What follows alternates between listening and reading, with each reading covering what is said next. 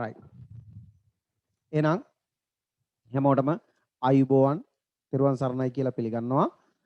සුබ සන්ධ්‍යාවක් හැමෝටම.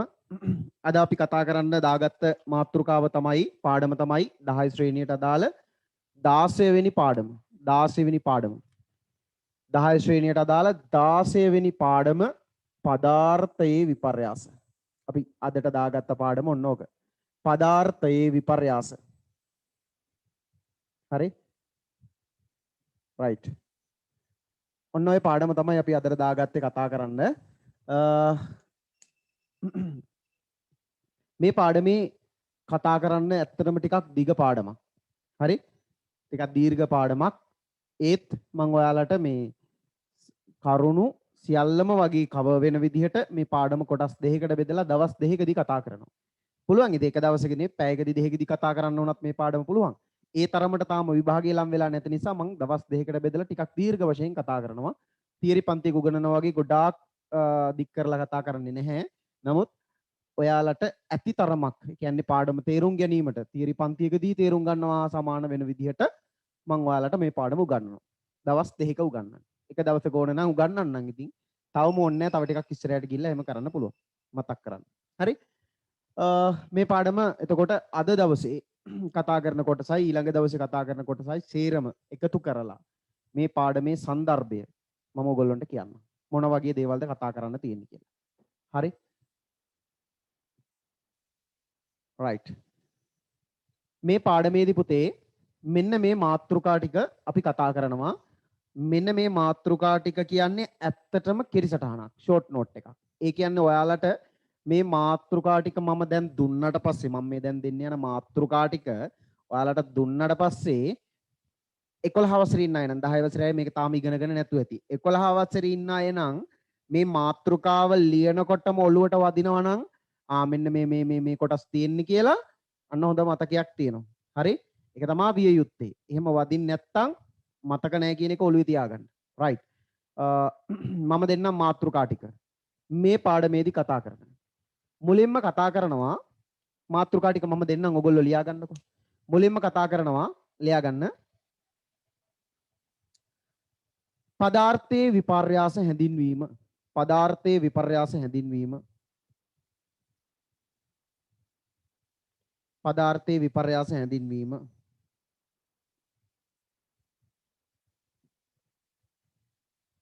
පදාර්ථයේ විපර්යාස හැඳින්වීම. ඊළඟට රසායනික විපර්යාස. දෙවෙනියට කතා කරනවා රසායනික විපර්යාස. ලියන්න අවශ්‍ය නැහැනේ. දෙවෙනියට කතා කරනවා රසායනික විපර්යාස. මේක පටුන වගේ හරි කෙටි සටහනක් වගේම තමයි. පදාර්ථයේ විපර්යාස හැඳින්වීම. දෙවෙනි එක අපි කතා කරනවා රසායනික විපර්යාස. ඊළඟට කතා කරනවා රසායනික ප්‍රතික්‍රියා වර්ග. රසායනික ප්‍රතික්‍රියා වර්ග. රසායනික ප්‍රතික්‍රියා වර්ග.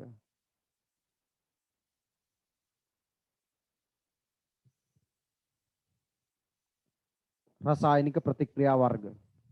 ඊළඟට කතා කරනවා අපි ඔය තුන්වෙනි එකට ලිව්වේ රසායනික ප්‍රතික්‍රියා වර්ග. හතරවෙනි එකට කතා කරනවා රසායනික සමීකරණ. රසායනික සමීකරණ. හතරවෙනි එක ලියා ගන්න. රසායනික සමීකරණ.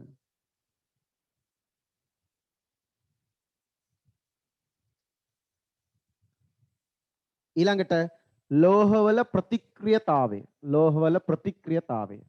පස්වෙනි එක. ලෝහවල ප්‍රතික්‍රියතාවය. හයවෙනි එක සක්‍රියතා ශ්‍රේණිය. සක්‍රියතා ශ්‍රේණිය. සක්‍රියතා ශ්‍රේණිය.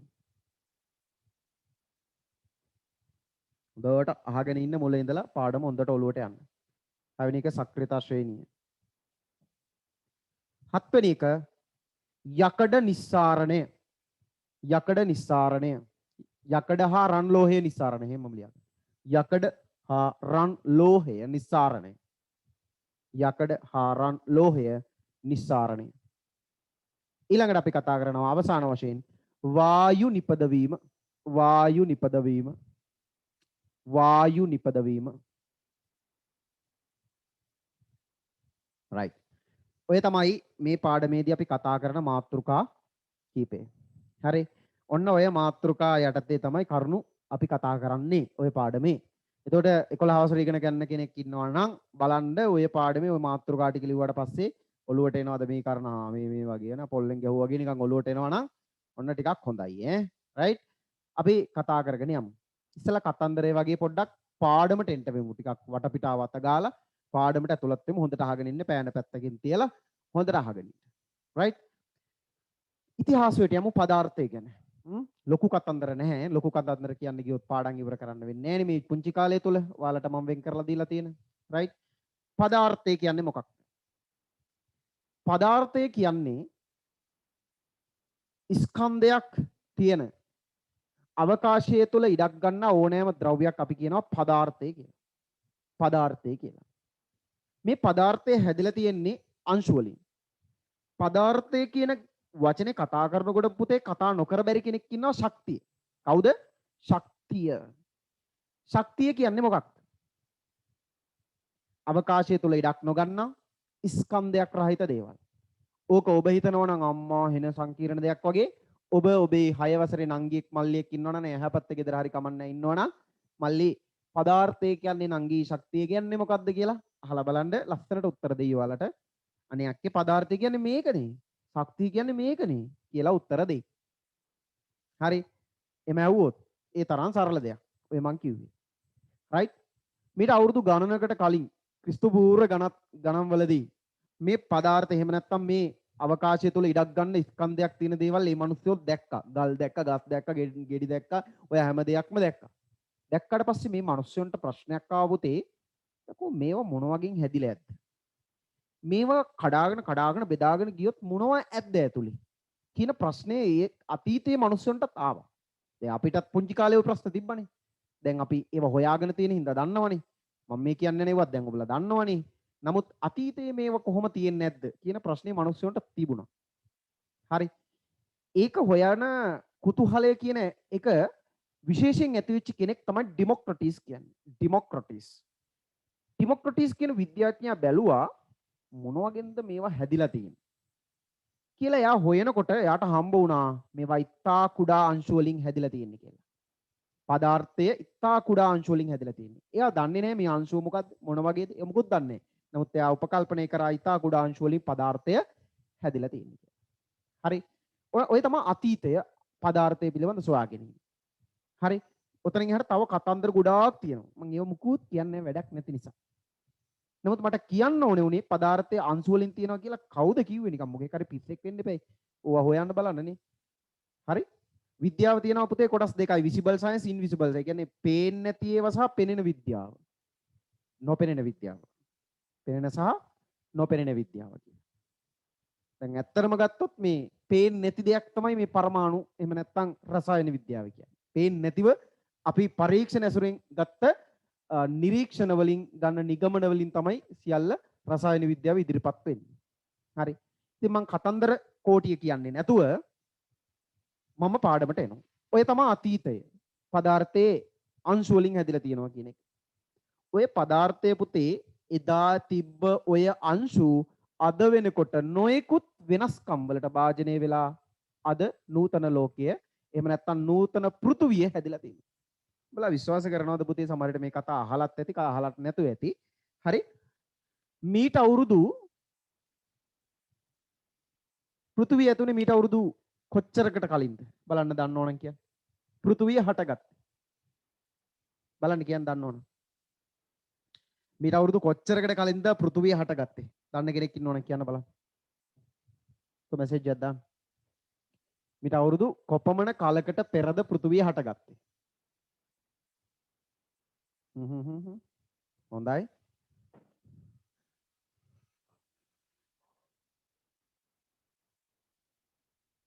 ඔව්. මිලියන 5000ක් බිලියන 1 ගන්න රයිට්. මීට අවුරුදු බිලියන 3.5කට පෙර. මීට අවුරුදු 3.5කට බිලියන 3.5කට පෙර දැන් මේක දැක්ක එකෙක් ඉන්නවද කියන්නකෝ. දැන් මේ ලෝකේ ඉන්නවද මේ අවුරුදු 3.5 බිලියන ජීවත් වෙච්ච එකෙක්? නෑ එදා ඉඳලා පරිණාමය නොවෙච්ච ජීවීන් නම් ඉන්නවා. ඒ කියන්නේ එදා ඉඳලා හිටපු පරම්පරා. දැන් එදා අතීතයේ හිටපු ජීවීන් අද වෙනකන් ඉන්න ජීවිනුත් ඉන්නවා. හැබැයි එදා හිටපු ජීවියාම නෙමෙයි ඒ පරම්පරාවේ අය ඉන්නවා. හරි. කොහොම හරි මීට අවුරුදු බිලියන 3.5කට කලින් පෘථුවිය හටගත්තා කියන එක ඉදිරිපත් වෙනවා. හරි. විවිධ මතවාදත් එක්ක ඒව ගැන කතා කරන්න නෙමෙයි මේ පාඩම යන්නේ. ඒ අතීතයේ තිබුණේ මොන වායුන්ද? ඔයාලා දන්නවද වායුගෝලයේ තිබුණු වායු? හයිඩ්‍රජන් සල්ෆයිඩ්, මීතේන්, හරි, මෙතේන්, හයිඩ්‍රජන් සල්ෆයිඩ්, මෙතේන්, කාබන් ඩයොක්සයිඩ්. මෙන්න මේ වගේ වායු තමයි වායුගෝලයේ තිබුණේ. ඔක්සිජන්? ඔක්සිජන් නැහැ. ඔක්සිජන් නැහැ. එහෙනම් අද කොහොමද ඔක්සිජන් තියෙන්නේ? දන්නේ නැහැ. දන්නේ නෙමෙයි දැනගන්න ඕනේ. අතීතයේ මෙන්න මේ වායුන් තමයි වායුගෝලයේ තිබුණේ. නමුත් වර්තමානයේ ඔක්සිජන් තියෙනවා. කොහොමද හැදුනේ? අන්න වෙනස් වුණා. මොකද්ද? මෙන්න මේ පදාර්ථය වෙනස් වෙච්ච අවස්ථාව. වායු කියන පදාර්ථය වෙනස් වුණා, ඔක්සිජන් හැදුනා. කවුරුත් මේ ඔක්සිජන් හැදුවේ නැහැ. පිටසක් වලින් ඇවිල්ලා ඔක්සිජන් සිලින්ඩර් ගෙන හැල්ලා දැම්මේ නැහැ. ඒලියන්ස් ඇවිල්ලා මේ ඔක්සිජන් සිලින්ඩර් මේ පෘථිවියේ දාන්න ඕනේ කියලා දැම්මේ නැහැ. මේක හැදුනා, ඉබේ හැදුනා. ඒ කියන්නේ මේ වගේ මේවා හැදුනේ. හරි? ඔන්න පදාර්ථයේ විපර්යාසයක්. මේ වායුම වතුරේදී වෙලා විවිධ කාබනික අණු හැදුනා. කාබෝහයිඩ්‍රේට්, ප්‍රෝටීන. සර් මේ මොනවද උගන්වන්නේ නේද? පදාර්ථයේ විපර්යාස පාඩමේ උගන්වන දේවල්. අහලා නැහැනේ. හරි මේක වෙනස්ම විදියක්. මගේ ළමයින්ටවත් උගන්වන්නේ. ඒ කියන්නේ මේ මං හැම වෙලාවෙම උගන්වනකොට ඒ උගන්වන මොහොතේ වෙනස්. හරි නෝට් එක වෙනස් හැමදේම එහෙම තමයි. ඒක ළමයි දන්නවා. රයිට්? මේවා සාගරය තුල දිය වෙලා හැදුන කාබනික අණු මොනවද? කාබෝහයිඩ්‍රේට, ප්‍රෝටීන, ලිපිඩ. දැන් බලහල්ලකෝ කියන කතාව අනිත් පැත්තටම නැති. මේවා වායු. මෙන්න වායු පදාර්ථය හැදුන මොනවා බවටද? ඝන පදාර්ථය බවට. වායු පදාර්ථය ඝන පදාර්ථය. පදාර්ථය සම්පූර්ණයෙන්ම වෙනස් වුණා. වෙනස් ද්‍රව්‍යයක් බවට පත් වුණා. ඔන්න ඔය විදිහට නව ලෝකයේ නිර්මාණය වීමේදී අපි මේ කතා කරන මොහොතේ පුතේ විවිධ පදාර්ථය තුළ විපර්යාස ලක් වෙනවා. වෙමින් පවතිනවා. ඒ වගේම අනාගතයේත් වෙනවා. ඒ සිදුවන සෑම විපර්යාසයක් තුළදීම ලෝකය නිර්මාණය වෙනවා. හරි. දැන් අපි ඉගෙන ගන්න යන්නේ ඔය පදාර්ථය තුළ සිදුවන විපර්යාස. දැන් වචනේ ඔලුවට දෙනවා පොල්ලෙන් ගැව්වා වගේ. විපර්යාස කියන්නේ වෙනස්කම් බවයි. විපර්යාස යනු වෙනස්කමුයි. පැහැදිලිද? රයිට්. එහෙනම් ලියන්න කෙටියෙන් මෙන්න මෙහෙම. පදාර්ථය ඝන ද්‍රව වායු යනුවෙන්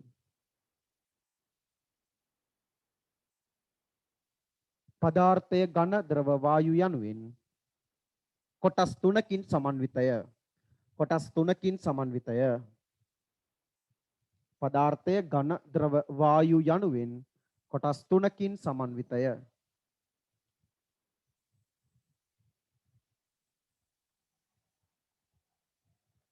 right ඊට යටින් ලියා ගන්න.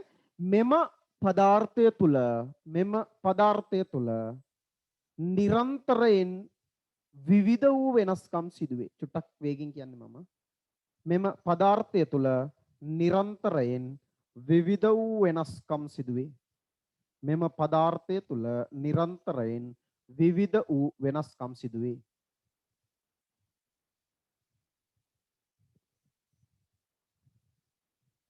right dai හරි. දැන් ඔයාලට පොතේ තියෙනවා ප්‍රැක්ටිකල්. දැන් ওই ප්‍රැක්ටිකල් මට මෙතන කරන්න බෑ. බඩු ටික නම් තියෙනවා. මම බඩු ටික ගෙනාවා. හරි. නමුත් ප්‍රැක්ටිකල් ටික මෙතන කරන්න බෑ. ඒතකොට ওই පාඩම කරන්න වෙන්නේ නෑනේ. විවිධ විපර්යාස. හරි. ඕගොල්ලන්ට තියෙනවා මෙන්න මෙහෙම පරීක්ෂණයක්. නිකන් සරල දෙයක්. මොකද්ද? හයිඩ්‍රොක්ලෝරික් අම්ලය ගන්නවා කැකෑරුම් නලයකට, පරීක්ෂණ නලයකට. මේ හයිඩ්‍රොක්ලෝරික් අම්ලය තනුක HCl අම්ලය. මේ අම්ලය අරගෙන මේකට දානවා මැග්නීසියම්. මැග්නීසියම් පටියක් දානවා. දාපු හැටියේ දකිනවා මොකද්ද වෙන්නේ? මේකෙන් වායු බුබුලු පිට වෙනවා. ඒ කියන්නේ මොනවා හරි දෙයක් වෙලා අපි දන්නේ නැහැ. තව නිකන් අයිස් කැටයක් අතට අරගෙන ටික වෙලාවක් තිබ්බට පස්සේ ඌක දිය වෙනවා. කලින් තිබ්බ ගණේ ටික වෙලාවකින් දිය වුණා. දැකලා තියෙන දේවල් නෙව්වා. හැබැයි ඇවි කියලා ඇහුවේ නැහනේ. අපිට වැඩක් නැහනේ. අයිස් කටේ දිය වෙනවා. දිය වුණාට පස්සේ අපි බොනවා. නේද? ඒක වෙනම කතාවක් නේ. ඉතින් අපිට ඒ ඇති. ඒවා තේරුම් ගන්න අවශ්‍ය නැහනේ. නේද? දැන් මං හිතනවා මෙතෙන්ට අවිල්ලා ඉන්නේ තේරුම් ගන්න. ඒ නිසා දැන් අපි බලන්න ඕනේ ඇයි එහෙම වෙන්නේ? right? ඇයි එහෙම වෙන්නේ කියන ප්‍රශ්නය අහනකොට අපිට හම්බ වෙනවා මේ පදාර්ථයේ විපර්යාස කොටස් දෙකකට බෙදලා කතා කරන්න පුළුවන් කියලා. හරි. කොටස් දෙකකට. ඒ කොටස් දෙක තමයි පුතේ එකක් රසායනික විපර්යාස. මේ ඉගෙන ගන්න ලේසි වෙන්න. හරි. නැත්තම් පදාර්ථය මෙහෙම බෙදිලා නැහැ. රසායනික විපර්යාස. දෙක තමයි භෞතික විපර්යාස. භෞතික විපර්යාස. පළවෙනි එක තමයි රසායනික විපර්යාස, දෙක තමයි භෞතික විපර්යාස. හරිද? මෙන්න මේ විපර්යාස වර්ග දෙකෙන් මේ පාඩමේ ඔයගොල්ලෝ දිවෙන්නේ මෙන්න මෙයත් එක්ක. රසායනික විපර්යාසත් එක්ක. හරිද? ඔන්න ඔතෙන්ටයි මට එන්න ඕනේ උනේ. දැන් ඔතන පටන් පාඩම කරගෙන යමු. රයිට් ලියාගන්න මෙන්න මෙහෙම. පදාර්ථයේ සිදුවන විපර්යාස, පදාර්ථයේ සිදුවන විපර්යාස, පදාර්ථයේ සිදුවන විපර්යාස ප්‍රධාන වශයෙන්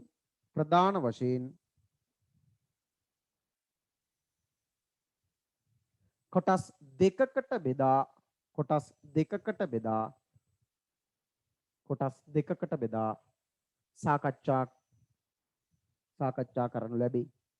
සාකච්ඡා කරනු ලැබේ. දැන් කොටස් දෙකකට බෙදී. එක රසායනික විපර්යාස, දෙක භෞතික විපර්යාස. ලියා ගන්න රුක් දාලා. එක රසායනික විපර්යාස, දෙක භෞතික විපර්යාස.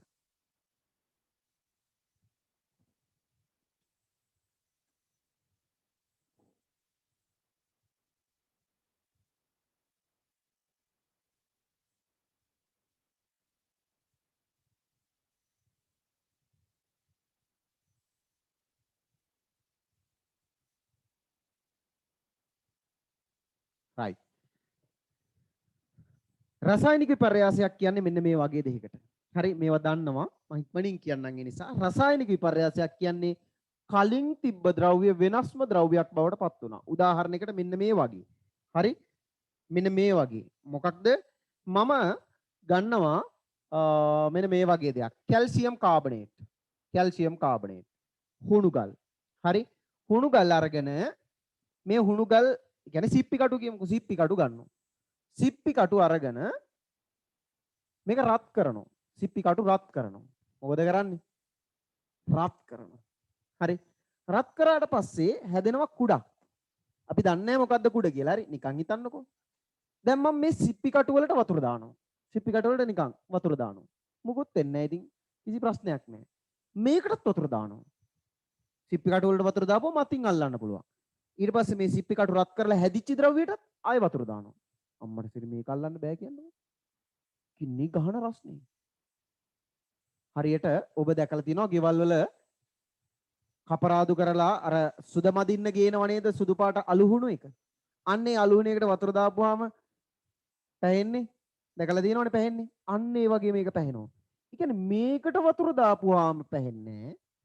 මේකට වතුර දාපුවම පැහෙනවා. එහෙනම් මේකේ වෙච්ච නැති දෙයක් මේකේ වෙනවා. ඒ කියන්නේ කලින් තිබ්බ ද්‍රව්‍ය වෙනස්ම ද්‍රව්‍යයක් බවට පත් වෙලා. මේක ගමු. අයිස් කැටයක් තියෙනවා. වීදුරුවකට දානවා. හරි.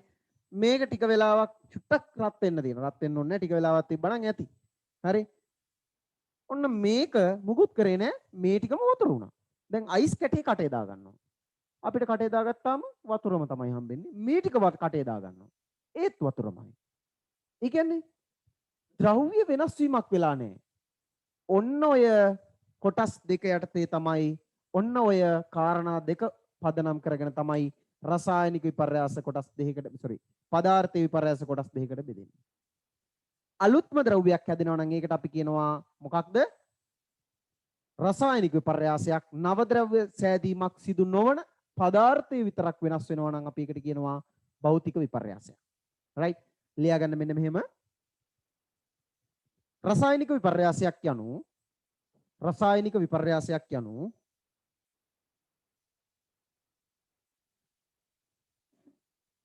කලින් තිබුණු ද්‍රව්‍යයන් වෙනස්ම ද්‍රව්‍ය බවට කලින් තිබුණු ද්‍රව්‍යයක් වෙනස්ම ද්‍රව්‍යයන් බවට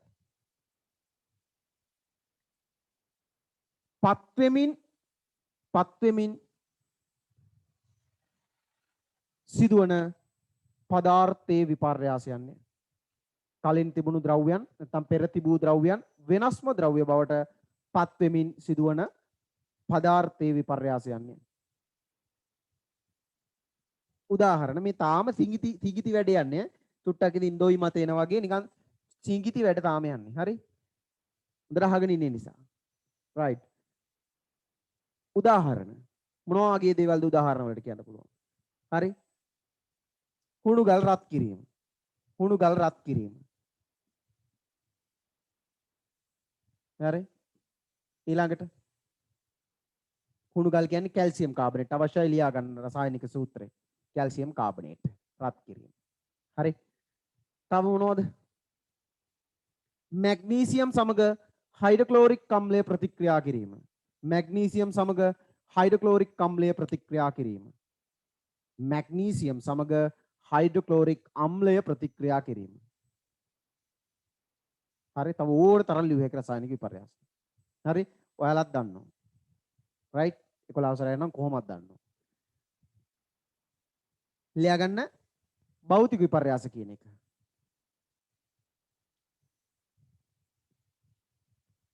නවද්‍රව්‍ය සෑදීමක් සිදු නොවි නවද්‍රව්‍ය සෑදීමක් සිදු නොවි නවද්‍රව්‍ය සෑදීමක් සිදු නොවි පදාර්ථමය අවස්ථාව පමණක් වෙනස් වේ නම් පදාර්ථමය අවස්ථාව පමණක් වෙනස් වේ නම්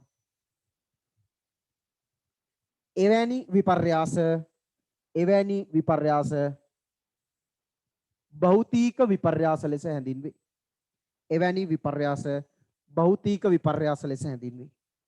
උදාහරණ තමයි මොනවද භෞතික විපර්යාස? එකක් තමයි අයිස් දියවීම. අයිස් දියවීම. ඝන අයිස් මොනවා බවටද පත් වෙන්නේ? ද්‍රව අයිස් බවට පත් වෙනවා. හරි. පදාර්ථයේ අවස්ථාව විතරයි වෙනස් වුනේ. මේකෙත් ජලය මේකෙත් ජලය. right. තව එකක් ඝන ඉටි දියවීම. ඝන ඉටි දියවීම.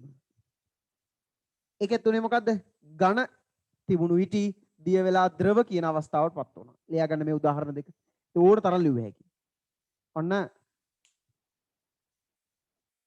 මේ භෞතික විපර්යාස වලට උදාහරණ දෙකක්. තව ඕන තරම් ලියුව හැකියි. හරි. ඔය ගල් කුඩු කරන එක. හරි. ගල් කෂර් වලින් ලොකු ගල් කුඩා කැබලි වලට කඩන්නේ භෞතික විපර්යාස. භෞතික ස්වභාවය විතරයි වෙනස් වෙන්නේ. හරි? right. ඔය තමයි අර සිඟිති උත්තරයක් ඔය රසායනික විපර්යාස වලට ලිව්වේ. භෞතික විපර්යාස වලට සිඟිති උත්තරයක් ලිව්වේ. හරි? right? අපි හොඳම උත්තරේ ලියමු කතා කරලා. රසායනික විපර්යාස ගැන කතා කරලා. right. දැන් ලියා ගන්න අනුමාත්‍රිකාව රසායනික විපර්යාස. හරි. ලියා ගන්න අනුමාත්‍රිකාව රසායනික විපර්යාස.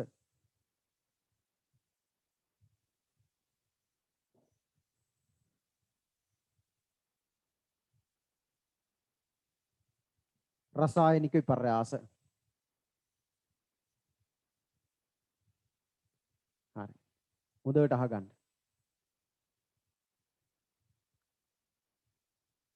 රසායනික විපර්යාසයක් කියන්නේ අහගන්න හොඳට යම් පදාර්ථයක රසායනික ස්වභාවය වෙනස් වෙමින් නව ද්‍රව්‍යයක් සෑදීම අපි කියනවා රසායනික විපර්යාසයක් කියලා. ඔන්න හරිම ටිකක් විතර ඇඩ්වාන්ස්. හරි? මොකක්ද රසායනික විපර්යාසයක් කියන්නේ? දිගටම දැන් මේක ගැන කතා කරන්නේ. යම් පදාර්ථයක රසායනික ස්වභාවය. ඒ කියන්නේ ඇතුලේ තියෙන අංශු වල රසායනික ස්වභාවය වෙනස් වෙලා වෙනස්ම ද්‍රව්‍යයක් නව ද්‍රව්‍යයක් සෑදීමේ ක්‍රියාවලියට අපි කියනවා රසායනික විපර්යාසයක් කියලා. ලියන්න මෙන්න මෙහෙම පදාර්ථය සතුව පවතින පදාර්ථය මෙහෙම ලියන්න පදාර්ථයේ රසායනික ස්වභාවය වෙනස් වෙමින් පදාර්ථයේ රසායනික ස්වභාවය වෙනස් වෙමින් නව ද්‍රව්‍ය සෑදීමේ ක්‍රියාවලිය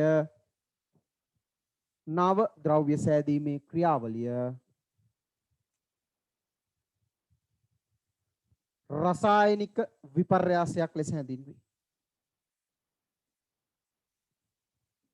chemical change රසායනික විපර්යාසයක් ලෙස හැඳින්වේ. හරි. right. අහගන්නකෝ. දැන් මේ නෝට් එක හරි වැදගත්. කෙටි නෝට් එකක් යම් තාක් දුරට. හරිද? කෙටීම නෙමෙයි. විභාග ලම් වෙලා තමයි කෙටීම නෝට් දෙන්නේ. දැන් ඔබ උත්සාහ කළ යුතුයි මේ කාලේදී 11 වසරේ ඉන්න අය නම් දැන් ටයිම් මැනේජ් කරලා මොන වගේ දේවල්ද මම වැඩිපුර වැඩ කරන්න ඕනේ. අන්න ඒ වගේ දේවල් කැටගරි කරලා දැන් තමන් ෂෝට් නෝට් මේකින් හදනවද නැද්ද කියන එක තමන් උත්සාහ කරන්න ඕනේ. ඇයි සාමාන්‍ය පෙළදී ඔබ තනිව උත්සාහ කර යුතුයි කෙටි සටහන් හදන්න. ඒ වගේම පාඩම් කරන විදි හොයාගන්න. සාමාන්‍ය පෙළ මහ ලොකු අමාරුවක් නෑ. ඇත්තටම අමාරු නෑ. එහෙනම් ඒකට උසස් පෙළ කියන්න එපා. සාමාන්‍ය පෙළ කියලා කියන්නෙම සාමාන්‍ය නිසා. අපි නිකන් ලොකුවට ඔලුවට ගත්තට. හරිද? මම ඔබට නිතර කියන්නේ මොකක්ද තමන් උත්සාහ කරන්න ෆ්ලෝ එකක් තමන්ට වැඩ කරන විදිහක් හදාගන්න. එක එක්කෙනාට ඒක වෙනස්. ගුරුවරයා මත පදනම්ව විභාගයේ කොට දාගන්න අපි අවසානට යමු. තව ඉස්සරහට යමු. දැන් ඔබ පාඩම් කරන්න හුරු වෙන්න. මොකටද? උසස් පෙළදී ඔබේ ජීවිත ගමනේ ආරම්භය තියන්න. හරි උසස් පෙළනේ ඔබේ ජීවිත ගමනේ ආරම්භය අත්‍තරම කිව්වොත් වෘත්තීමය ජීවිතේට ආරම්භය තපයන්නේ උසස් පෙළ. ඒතර එතනදී ඔබ පාඩම් කරන විදිය ප්‍රැක්ටිස් කරලා තිබුණොත් හරි ලේසි. ඒකට O level උපයෝගී කරගන්න. හරි? right. අහගන්නකෝ. මම උදාහරණයක් ගන්නවා රසායනික විපර්යාස මෙහෙම. මෙන්න මේ වගේ එකක්. මැග්නීසියම්. අර ඉස්සලා කියපු එක. මැග්නීසියම් එක්ක මම ප්‍රතික්‍රියා කරනවා හයිඩ්‍රොක්ලෝරික් අම්ලය. හයිඩ්‍රොක්ලෝරික් අම්ලය. හරි. මෙන්න මේ ප්‍රතික්‍රියාවේදී මං හැදෙන දේවලුත් කියන්නම්කෝ. හැදෙනවා මෙන්න මේ වගේ දෙයක්. ප්‍රතික්‍රියා කරපුවාම හැදෙනවා. දැන් මෙතන ලියන්න ඉඩ නැහැ. මම යටින් ලියන්නම්කෝ. හරි. සාමාන්‍ය යටින් ලියන්නේ නැහැ. මම ඉඩ නැති හින්දා එහා පැත්තෙන් උගලට පේන්නේ නැහැ නේ ලිව්වොත්. යටින් ලියනවා. මැග්නීසියම් හයිඩ්‍රොක්ලෝරික් එක්ක ප්‍රතික්‍රියා කරපුවාම හැදෙනවා හයිඩ්‍රජන් වායුව. පිට වෙනවා වායුවක්. ඒ වායුව හයිඩ්‍රජන්. තව හැදෙනවා මොනවද? මැග්නීසියම් ක්ලෝරයිඩ් කියන ද්‍රව්‍යය. Magnesium chloride. දැන් ඔයාලා මෙලෝදියක් දන්නේ නැහැ. මෙහෙම ලියන්නේ කොහොමද? 10 වසරේ වුණනම් බලනවා නිකන් පොල්ලෙන් ගහන සයිස් එක මොනවද කියලාවත් දන්නේ නැහැ මේ. හරි 11 වසරේ වුණා චුට්ටක් දන්නවා මොනවද මේ ලියන්නේ කියලා. හරි රයිට් මොනවද? මැග්නීසියම් හයිඩ්‍රොක්ලෝරික් අම්ලය එක්ක ප්‍රතික්‍රියා කරලා හදනවා හයිඩ්‍රජන් වායුවයි මැග්නීසියම් ක්ලෝරයිඩුයි. හරිද? දැන් මෙන්න රසායනික ප්‍රතික්‍රියාව ආරම්භයේදී සහභාගී වුණු ද්‍රව්‍ය. මේවට කියනවා ප්‍රතික්‍රියක. ඇදුණු ද්‍රව්‍ය මේවා. මේවට කියනවා ප්‍රතිඵල. රසායනික ප්‍රතික්‍රියාවකට සහභාගී වන ද්‍රව්‍ය ප්‍රතික්‍රියක ලෙසත් එහිදී හැදෙන නව ද්‍රව්‍ය අපි කියනවා ප්‍රතිඵල ලෙසත් හඳුන්වනවා. හරි? right. ලියාගන්න මෙන්න මෙහෙම රසායනික ප්‍රතික්‍රියාවකදී රසායනික ප්‍රතික්‍රියාවකදී ඊට සහභාගී වන ද්‍රව්‍ය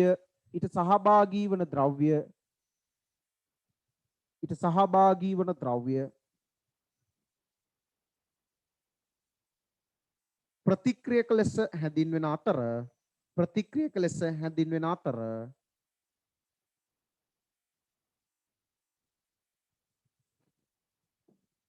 එහිදී සෑදෙන නව ද්‍රව්‍ය ප්‍රතිඵල ලෙස හැඳින්වේ.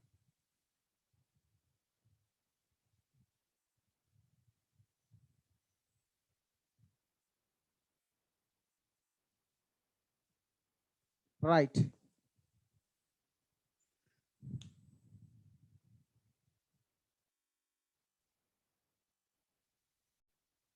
right. ඒ කියපු කාරණා මම රෙකෝඩ් වෙන්න දෙන්නේ නැහැ. මොකද YouTube එකට දාන්න එපා මේක. ඒ නිසා. හරි. right. ඔන්න පාඩමට දැන් අපි යන්නේ. දැන් ඒතකොට මෙච්චර කල් ගියේ නැද්ද? නෑ චුට්ටයි ගියේ. හරි ගොඩක් ගියේ නෑ. හරි. right. රසායනික ප්‍රතික්‍රියා වතුර ටිකකින් බොන්න ළඟ තියාගෙන නැත්නම් මම දැන් චුට්ටක් නිකන් නිකන් මටත් එක්ක රවාගෙන ඇති ගෙදර ඉන්න කියලා. මම උඹලට නෙමෙයි කිව්වේ අර වගේ ගස් කාලා කනින්න. හරි. එහෙම එක මට ඇඩ්‍රස් එකක් හොයලා දියල්ලකෝ. ඇත්තමයි. මං හොයාගෙන එනවා. හරි මට හොයාලා දියල්ලා ඇඩ්‍රස් එකක් පුළුවන් නම් එහෙම නම්බර් එකක් ඇත්තමයි. මේ ඒ තරම් කරදරයි. ළමයෙක්ට උපකාරයක් කරන්න බෑ. right. ප්‍රතික්‍රියක ප්‍රතිඵල බවට පත් වෙනවා. හරි. මේක තමයි රසායනික ප්‍රතික්‍රියාවකදී වෙන්නේ. ඔන්න අපි මේ රසායනික ප්‍රතික්‍රියාවක් බලමු. එකක් තමයි අරකම ගමු. අරකම නැතුව වෙන එකක් මම ගන්නම්කො නිකන්. මොන වගේ එකක්ද ගන්නෙ? මේක ගන්නම්. අර නැවේ සිද්ධ වෙච්ච එක්ස්ප්‍රස් පර්ල් අමතකම වෙලා ගියේ. ඕක විභාගෙට එන්න පුළුවන් ඈ. නැවේ එකක් මම ගන්නම්. හරි. ඔන්න නැවේ ගන්න එක මම නැවේ තිබුණා ලෝහ. මැග්නීසියම් ලෝහය. හරි. නැවේ මැග්නීසියම් ලෝහය තිබ්බා කියලා හිතන්නකෝ. ඔය අරන් එන ලෝහය මැග්නීසියම් තිබුණා. නැවේ තිබුණා නයිට්‍රික් අම්ලය. හරි. නයිට්‍රික් අම්ලය. නයිට්‍රික් අම්ලය. හැදෙනවා කියනවා මේකෙන්. හරි. මේකෙන් හැදෙනවා මැග්නීසියම් නයිට්‍රේට්. මම මේ එකක්වත් මතක තියාගන්න නෙමෙයි කියන්නේ. එහෙනම් විදිහක් තියෙනවා මේව මතක තියාගන්න. Magnesium nitrate. අනිත් එක තමයි මෙහා පැත්තෙන් ලියන්න ඉඩ නැති හින්දා සර් ලියන්න යටින් හයිඩ්‍රජන්. අනිත් එක තමයි හයිඩ්‍රජන්. හරි. මැග්නීසියම් නයිට්‍රේට් සහ හයිඩ්‍රජන්. right. දැන් බලන්න ලියන්න හොඳ ළමයි වගේ මේකේ ප්‍රතිඵල. හරි. ප්‍රතිඵල සහ ප්‍රතික්‍රියක වෙනම ලියන්න. මේක ලියාගෙන සමීකරණය ලියලා සරල දෙයක් මේක දන්නවා. හරි. මේකේ ප්‍රතික්‍රියක සහ ප්‍රතිඵල ලියන්න. මට මැසේජ් එකක් දාන්න අනිත් අය. හරි. කො දාන්න බලන්න.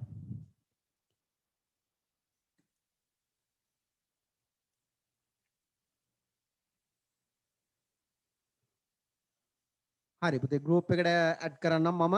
ඔයාලට මේච්චරයි කරන්න තියෙන්නේ. ගෲප් එකේ දැන් අද අලුතෙන්ම පන්තියට සම්බන්ධ වෙච්ච අය ඇති නොයෙකුත් ප්‍රදේශවල ඉඳලා මෙන්න මේ නම්බර එකට මැසේජ් එකක් දාන්න.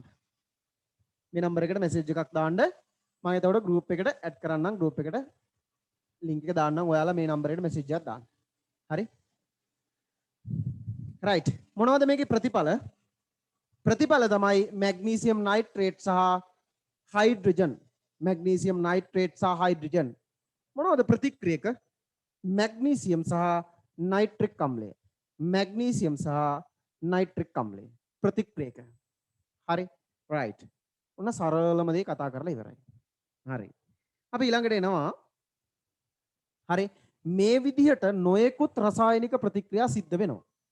නොයෙකුත් රසායනික ප්‍රතික්‍රියා සිද්ධ වෙනවා. මේ රසායනික ප්‍රතික්‍රියා වර්ග ඉගෙන ගන්න එනවා. ඊළඟට අපි ලියා ගන්න අනුමාත්‍රකාවක් රසායනික ප්‍රතික්‍රියා වර්ග.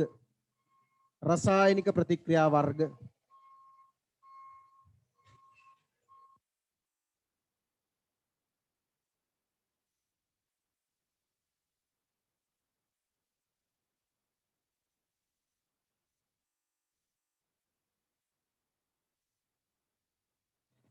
හරි. රසායනික ප්‍රතික්‍රියා වර්ග.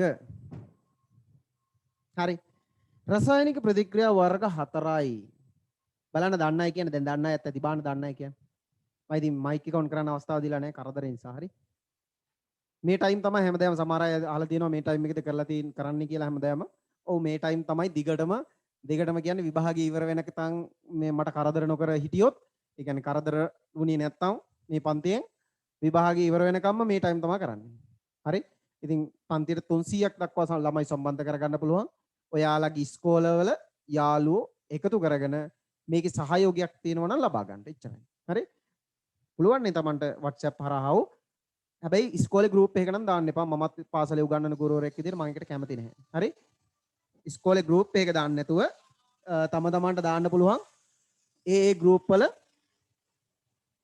වලට කියන්නේ ගෲප් වල ඉන්න යාළුවෝ ඉන්නවනේ යාළුවන්ට වෙන වෙනම දාන්න පුළුවන් ලින්ක් එක මේ පන්තියක් තියෙනවා කියලා කැමති නම් සම්බන්ධ වෙන්න කියලා. හරි. බලෙන් සම්බන්ධ කරගන්න එපා.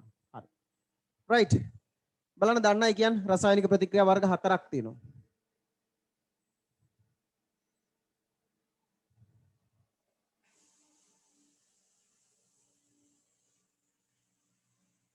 හරි.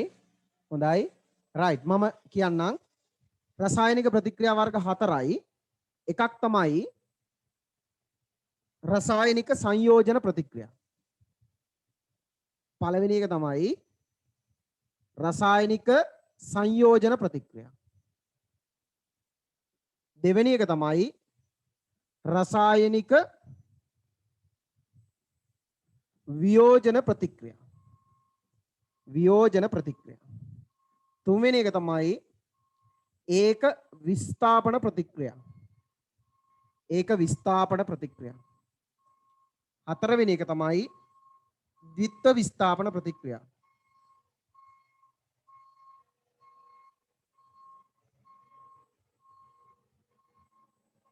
ද්විත්ව විස්ථාපන ප්‍රතික්‍රියා.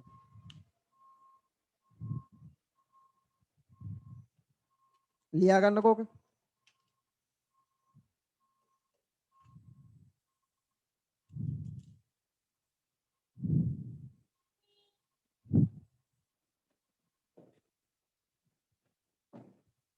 right. ඔය තමයි ප්‍රතික්‍රියා වර්ග 4.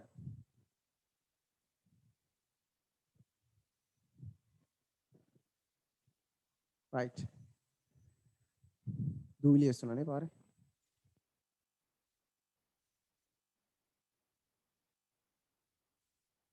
right. මට දොර වහන්න අමතක වුණානේ. රසායනික ප්‍රතික්‍රියා වර්ග 4යි. මේ එහා පැත්තේ පාර හදනවා ළමයි මේ පැත්තේ දොර වහන්න අමතක වුණා. දැන් ඔයාලට නිකන් කටහඬත් වෙනස් වුණා වගේ වුණා. මම දන්නේ නැහැ නේ. මේ දූවිලි ආවා එකපාරට. right. රසායනික ප්‍රතික්‍රියා වර්ග 4යි. ඔන්න ඔය 4 ගැන තමයි අපි කතා කරන්නේ හොඳට අහගන්න. හරි? ලොකු කතන්දර කියන්නේ නැහැ මේකට. තේරෙන භාෂාවෙන් මම උගන්වන්නම්. පළවෙනි එක ලියා ගන්න රසායනික සංයෝජන ප්‍රතික්‍රියා. රසායනික සංයෝජන ප්‍රතික්‍රියා. හරි? සංයෝජන. right? ඒ කියන්නේ මෙන්න මේ જાතියේ ප්‍රතික්‍රියා. මොන જાතියේද? උතර බලා ගන්න. හරි? රසායනික සංයෝජන ප්‍රතික්‍රියා කියන්නේ එකතු වෙනවා. සංයෝජන කියන වචනේ තේරුම මොකද්ද? එකතු වෙනවා. හරි? මෙන්න මේ වගේ. දැන් මම උදාහරණයකට ගන්නම්. මෙහෙම. හරි? මම කියන්නම්කෝ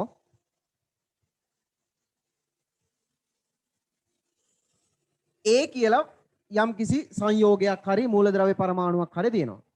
A කියලා එක්කෝ සංයෝගයක් එහෙම නැත්නම් මූලද්‍රව්‍ය පරමාණුවක්.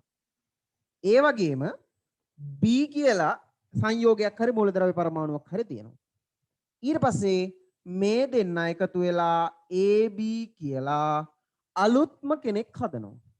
A කියලා සංයෝගයක් තියෙනවා එහෙම නැත්නම් මූලද්‍රව්‍යයක්. B කියලා සංයෝගයක් තියෙනවා එහෙම නැත්නම් මූලද්‍රව්‍යයක්.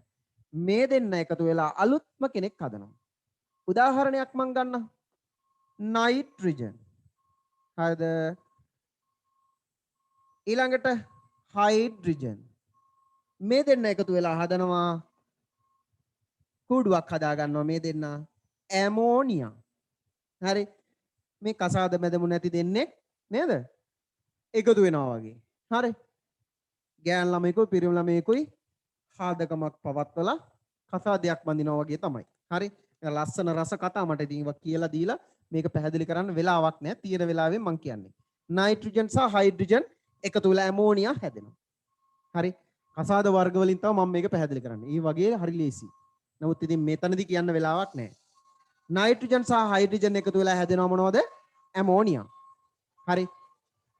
දැන් ඔයගොල්ලන්ට පැහැදිලි මේ දෙක එකතු වෙලා හැදෙන නිසා මේකට කියන්නේ සංයෝජන ප්‍රතික්‍රියා කියලා. පැහැදිලිද? right. ලියා ගන්නකො මේක උදාහරණයක් විදිහට. තව උදාහරණ ඕන තරම් තියෙනවා.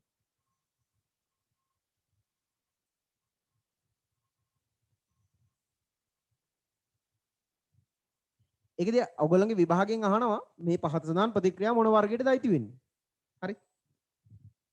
තව හයිඩ්‍රජන් සහ ක්ලෝරීන් එකතු වෙලා හැදෙනවා හයිඩ්‍රොක්ලෝරික්.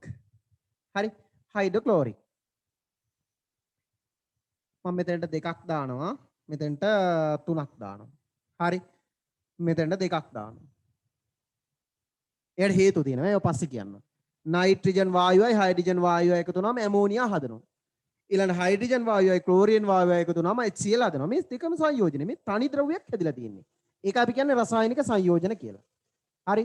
තව එකක් අපි ගමුකෝ. දැන් හයිඩ්‍රජන් සහ ක්ලෝරින් එකතු වෙලා HCl හදනවා වගේ මෙන්න මේක. හරි? ඔක්සිජනුයි කාබන් ඩයොක්සයිඩුයි එකතු වෙලා කාබන් මොනොක්සයිඩ් හදනවා. එක ද්‍රව්‍යයක් හැදෙන්නේ. හරි? එක පවුලක් හැදෙන්නේ. පවුල් දෙකක් එකතු වෙලා එක පවුලක් හැදෙනවා වගේ. නේද? මේ ඔක්සිජන් කියන්නේ සංයෝගයක්, කාබන් ඩයොක්සයිඩ් කියන්නේ සංයෝගයක්. මේ දෙන්න එකතු වෙලා හැදෙනවා කාබන් මොනොක්සයිඩ්. සංයෝජන ප්‍රතික්‍රියාව. හරිද? මෙතෙන්ට මම දෙකක් දානවා කාබන් මොනොක්සයිඩ් නේ. තුලිත කරන්න පුළුවන්. එතකොට මෙතන 4යි කාබන් මොනොක්සයිඩ්. ඔව්. හරි. ඔක ලියා ගන්නකො. ඔය 4 ලියා ඔය 3 ලියා ගන්නකො.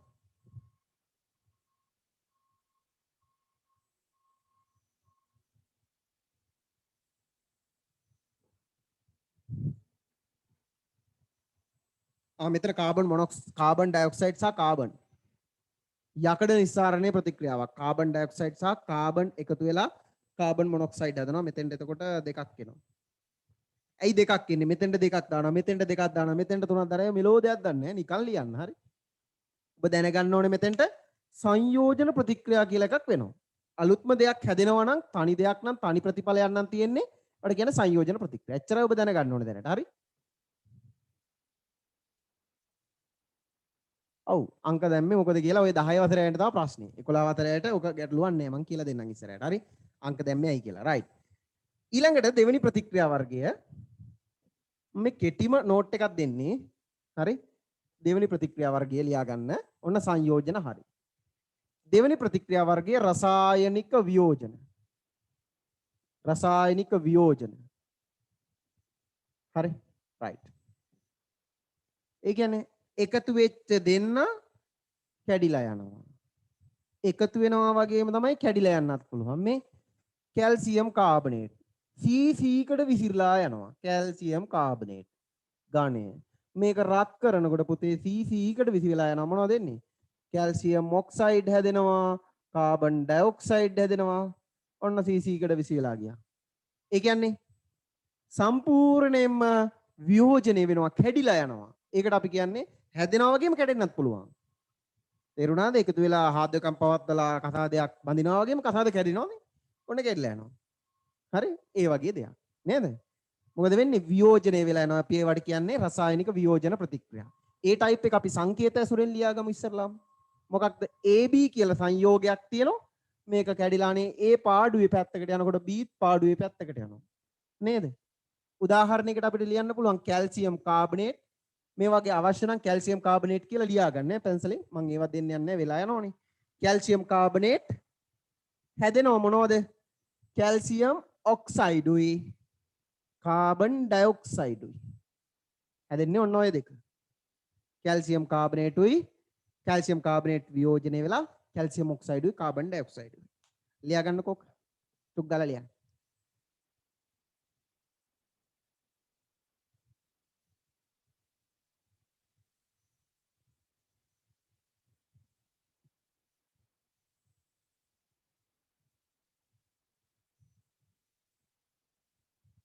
හරි. තව ලියන්න පුළුවන් පොටෑසියම් පර්මැංගනේට් KMnO4 KMnO4 දම් පාට කුඩක් නේ. මේක වියෝජනය වෙනකොට හැදෙන්නේ මොනවද? පොටෑසියම් පර්මැංගනේට් K2MnO4 හැදෙනවා. දැන් මේවා හැදෙන්නේ කොහොමද? ඒවා මතක තියාගන්න ඕනේ ඉස්සරහට. දැනට ඕනේ නැහැ. දැනට ප්‍රතිඵල හැදෙනවා කියලා විතරක් ඔළුවේ තියාගන්නකො නිකන්. KMnO4 වලින් K2MnO4 හැදෙනවා. තව මේ කැඩිලා සූසීකට විසිලා යනවා. MnO2 කියලා එකක් හැදෙනවා. O2 කියලා එකක් හැදෙනවා. CCකට විසිලා යනවා. හරි? මේක කැඩිලා බිඳිලා CCකට විසිලා යනවා. දරුවෝ වෙනම නෝනා වෙනම මහත්තයා වෙනම පටේ යනවා. තේරම තැන් තැන් වලට යනවා. කැඩිලාම යනවා මේ. මෙයාව සම්පූර්ණයෙන්ම ද්‍රව්‍ය වෙනස් කීපයකට පත් වෙනවා. ඒක තමයි වියෝජන කියන්නේ.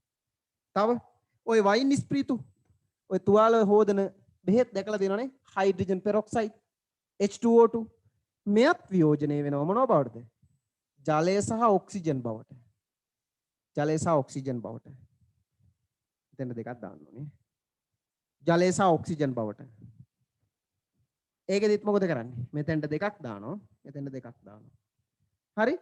ඔහොම එකක් දානවා. ඒ දැන් දාන්න එපා දෙක දාන්නේ ඇයි කියලා දෙක දාන්නේ ඇයි කියලා මං කියන්නම්.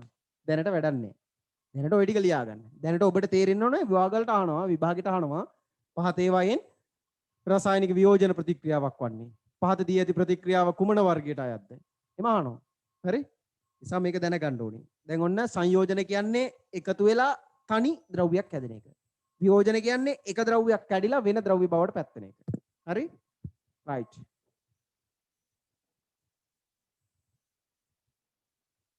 හරි.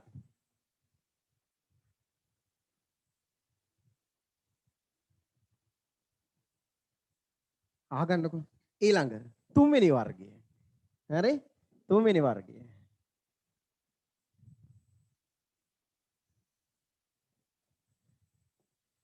තුන්වෙනි වර්ගය මෙන්න මේක. ඒක විස්ථාපන ප්‍රතික්‍රියා. ඒක විස්ථාපන ප්‍රතික්‍රියා. හරි. දැන් විස්ථාපන කියන්නේ මොකද්ද? ඕන්න මේ වගේ එකක් ඈ. හරි. අනේ AB කියලා කසාද බැඳපු ජෝඩුවක් ඉන්නවා. ඒ ගාවට එනවා තව වැඩෙක්. වැඩෙක් එනවා. හරි මේ වැඩ්ඩා මේකේ ඉන්න වැඩ්ඩව අයින් කරන්න පුළුවන් පවර්ෆුල් කෙනෙක් වෙන්න ඕනි. මේ වැඩ ඇවිල්ලා මොකද කරන්නේ? මූට කියනවා මූට එක එකට කියනවා මේක ලෝහයක් හරි ගොඩක් වෙලාවට ඌ ඇවිල්ලා කියනවා මෙතන ඉන්න ලෝහෙට උඹ ඵලයන් මං ඇවිල්ලා ඉන්නේ කියලා මූ මෙතෙන්ට යනවා මූ අයින් කරනවා. CB ගාවට ගිහිල්ලා ඒට sorry.com ඔන්න ඒ පාඩුවේ පැත්තකට ගියා. හරි. C ගාවට එනවා ඒ පාඩුවේ පැත්තකට යනවා. ඔන්න උදාහරණයක්. ඕන් එකතු වෙලා ඉන්න ජෝඩුව කොපර් සල්ෆේට්. සල්ෆේට් කියන ඍණායනයත් කොපර් කියන ධනායනයත්. කොපර් කියන ලෝහයක් සල්ෆේට් කියන අලෝහ කාණ්ඩයක්. ලෝහය සහ අලෝහ කාණ්ඩය. ඔන්න මෙයා ගාවට එනවා මේ දෙන්න සතුටින් ජීවත් වෙනවා. මෙයා ගාවට එනවා කවුද? ඔන්න එහා පැත්තේ ගෙදර පදිංචිට ආවා සින්ක්. මූ මේ කොපර් වලට වඩා එන්න පවර් කෙනෙක්. මේ කොපර් ලෝහයට වඩා මේ සින්ක් හරි පවර්ෆුල්. වැඩෙක්. මන් දන්නේ මොන වගේන්ද කියන්නේ. කොහොම හරි ඌ මොකද කරන්නේ? කොපර් පන්නලා සින්ක් ගාවට ගිහිල්ලා ඒ ගෙදර පදිංචි වෙනවා. සින්ක් ගාවට යනවා. සින්ක් සල්ෆේට් හැදෙනවා. හැදිලා මොකද වෙන්නේ? කොපර්ට දුප් යන්න කියලා එලවනවා. මේන් කොපර් යනවා. හරි. තව මම එකක් ගන්න කොපර් සල්ෆේට් මරගෙන. කොපර් සල්ෆේට් කියන්නේ මේ පල්මානික්කම්. හරි. කොපර් සල්ෆේට් වල දානවා මැග්නීසියම්. හරි. මැග්නීසියම් දානවා. මොනවද හැදෙන්නේ? මැග්නීසියම් කොපර් වයින් කරනවා. හරි.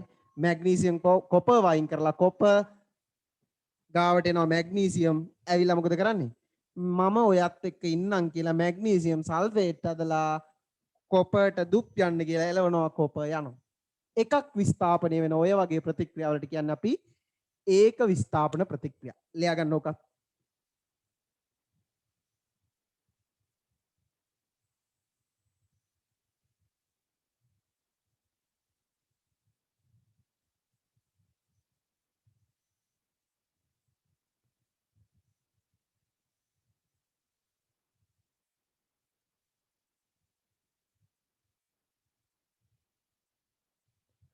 right. ඊළඟට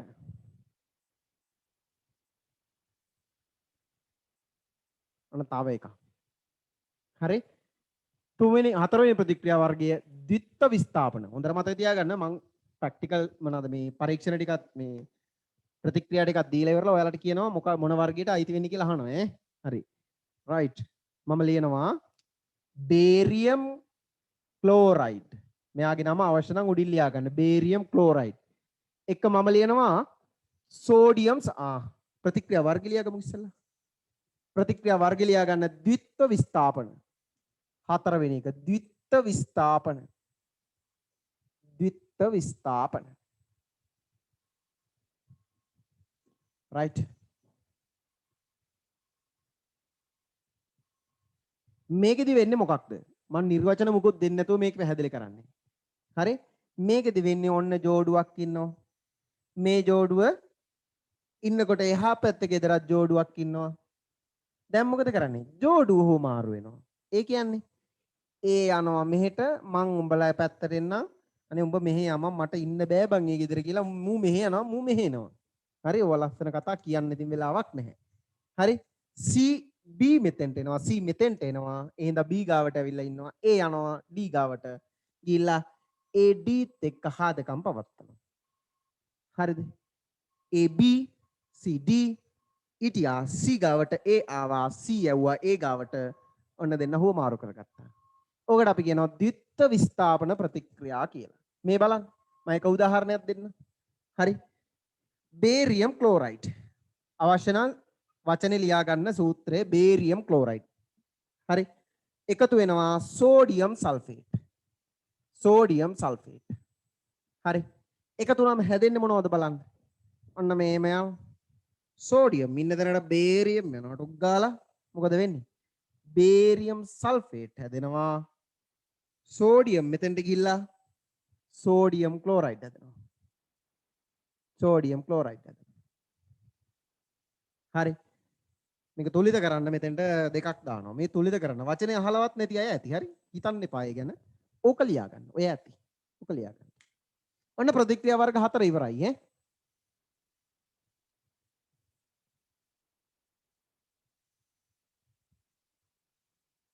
රයිට්. ප්‍රතික්‍රියා වර්ග 4 උතරින් ඉවරයි. වතුර ටිකක් කියන් බොන්න.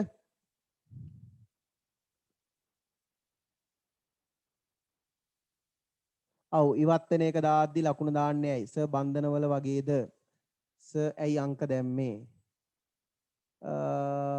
විස්ථාපන දින රයිට් රයිට්. හරි. මං අංක දැම්මේ ඇයි එහෙම දැම්මේ? ඔය සේරම කියලා දෙන්නම් ඈ.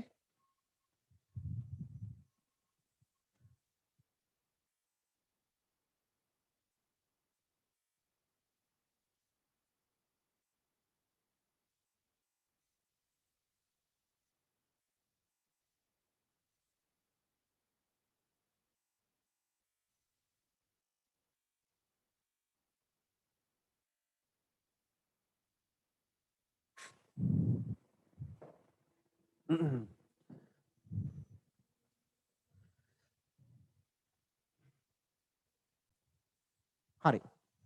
එතකොට එහෙනම් ඒක විස්ථාපන, ditth විස්ථාපන ප්‍රතික්‍රියා.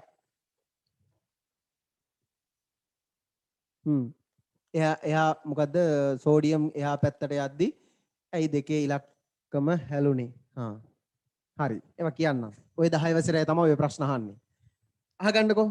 දැන් ඔය ප්‍රතික්‍රියා මං කීපයක් දෙනවා. දැන් ඔයාලා කියන්න ඕනේ මම දෙන ප්‍රතික්‍රියා මොන જાතියටද අයිති වෙන්නේ කියලා.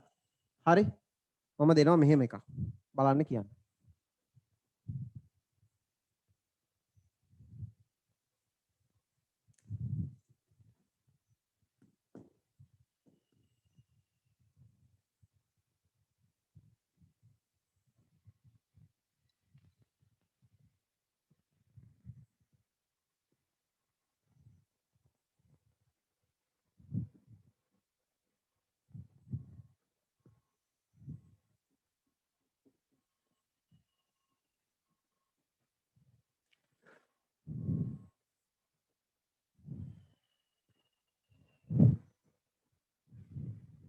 හරි.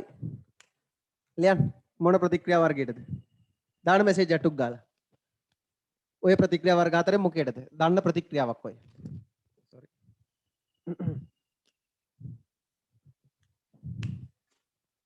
දාන්න.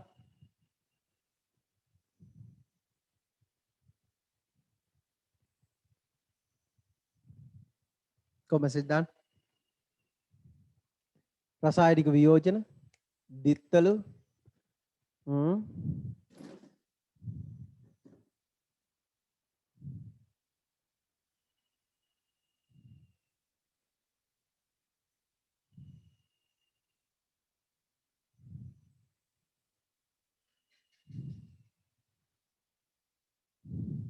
සංයෝජන වියෝජන හරි කවුද එක දරුවෙක්ගේ නම නෑ එයා තමයි මූණක් විතරයි තියෙන්නේ එයාගේ හරි එක දරුවෙක් හරි චමෝත්ගෙත් හරි ඕක දන්නේ නැහැ ගොඩක් අය මං හරි අයගේ විතරක් කියන්නම්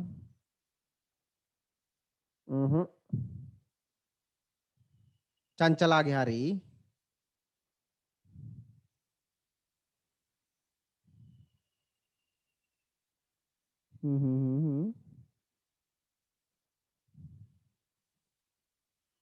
දෙව්මිගෙත් හරි රන්දිකගෙත් හරි සෙව්මිනීගෙත් හරි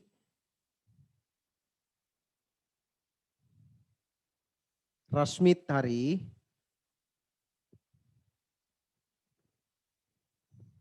රයිට් නියමයි මෙන්න මේක පුතේ ඇවිල්ලා හරි කෙනෙක්ට තර්ක කරන්න පුළුවන් රසායනික සංයෝජන කියලා. නමුත් ඇත්තටම වෙන්නේ මේකේ තියෙන මේ ඔක්සිජන් මෙයා හැරදා මෙතෙන්ට එනවා හයිඩ්‍රජන්. ඒ කියන්නේ මෙයා ගිහිල්ලා මොකද කරන්නේ? මේ එකක් විස්ථාපනය කරලා මෙතෙන්ට යනවා. ඔක්සිජන් වයින් කරනවා. හරි. ඔක්සිජන් මෙයා ගිහිල්ලා මෙතෙන්ට ගිහිල්ලා ඔක්සිජන් වයින් කරනවා. එකක් විස්ථාපනය වෙන්නේ. ටිකක් සංකීර්ණයිනේ. ඒක විස්ථාපන ප්‍රතික්‍රියාවක්. මේක මොන જાති එකක්ද? ඒක විස්ථාපන ප්‍රතික්‍රියාවක්. හරි? රයිට්. අවශ්‍යයි ලියා ගන්න. මම ඊළඟට මෙහෙම ලියනවා.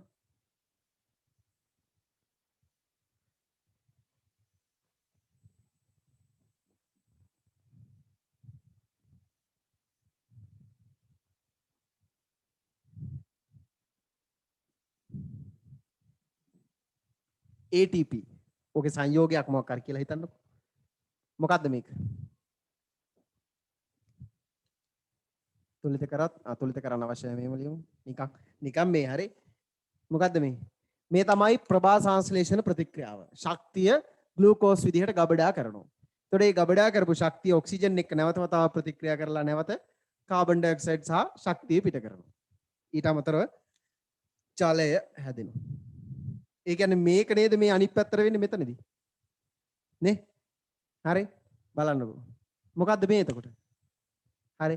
මේකත් කෙනෙක්ට තර්ක කරන්න පුළුවන් රසායනික වියෝජන ප්‍රතික්‍රියාවක් කියලා. ඒ වගේම මේක සංයෝජන ප්‍රතික්‍රියාවක් කියලා කෙනෙක්ට තර්ක කරන්නත් පුළුවන්.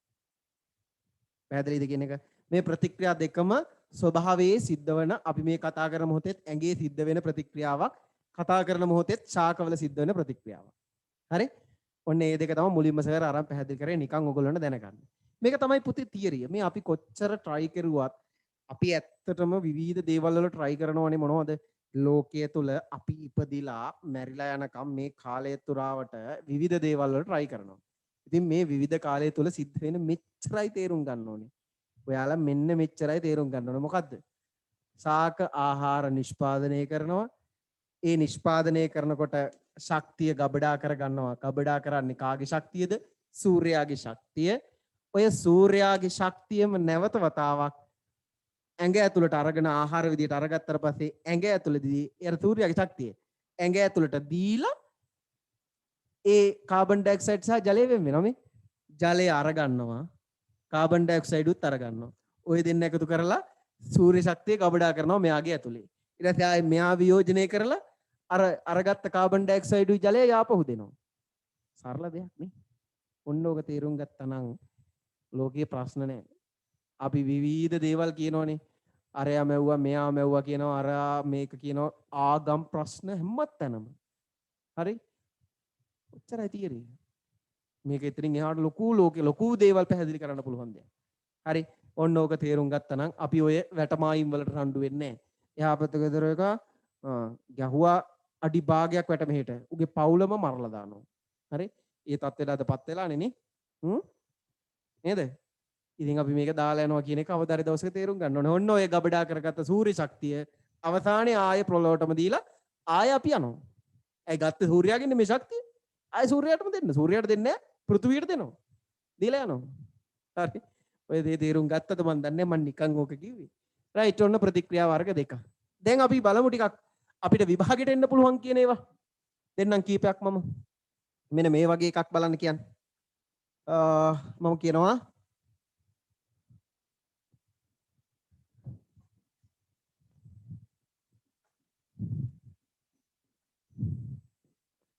රයිට් මොන જાති ප්‍රතික්‍රියාවක්ද? දාන්න ටුක් දාලා. ඔව් ශ්වසනයේ නේද කියලා අහලා තිබ්බ. ඔව් චමොත් ශ්වසනයේ තමයි. දාන්න මොන જાති ප්‍රතික්‍රියාවක්ද ඔක? මෙසේජ් එක දාන්න බලන්න.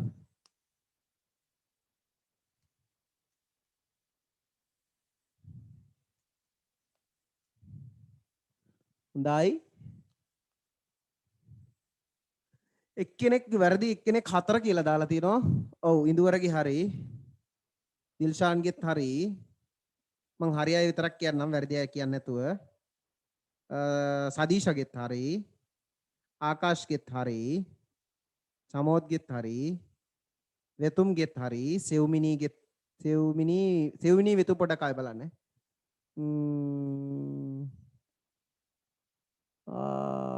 රයිට් හෂිනි හරි ඉක්මනට උත්තර යනවනේ සමීර හරි හේරත් හරි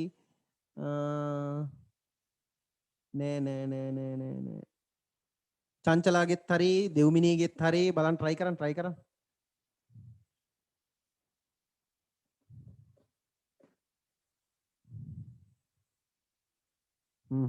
නියමයි හරි right මොක්ෂා හරි සස්මිත් හරි අවිෂ්ක හරි අමාශි හරි එන් හිනාමූනක් තියෙන කෙනා හරි හරි මහේෂි හරි හසන්ත හරි රයිට් හර්ෂිකාගේ හරි රොෂයෙන් චුට්ටක් බලන්න ආය රයිට් මොකක්ද මේ බලන්නකෝ මේ දෙන්න ඉන්නවා මෙයා මෙතන ඉන්නවා මෙයා මෙතන ඉන්නවා මේ දෙන්න නේද ඔය හුවමාරු වෙලා ඉන්නේ මෙයා මම එන්නම් ඔහේ ඔයා යන්න අරහේ කියලා මාරු කරලා H ඇවිල්ලා තියෙනවා OH ගාවට ඇවිල්ලා ජලය හදලා තියෙනවා හරි ඊළඟට සෝඩියම් ගිහිල්ලා තියෙනවා ක්ලෝරින් ගාවට ගිහිල්ලා සෝඩියම් ක්ලෝරයිඩ් ලුණු හදලා තියෙනවා නේ සරල දෙයක් බලන්න ලියන්න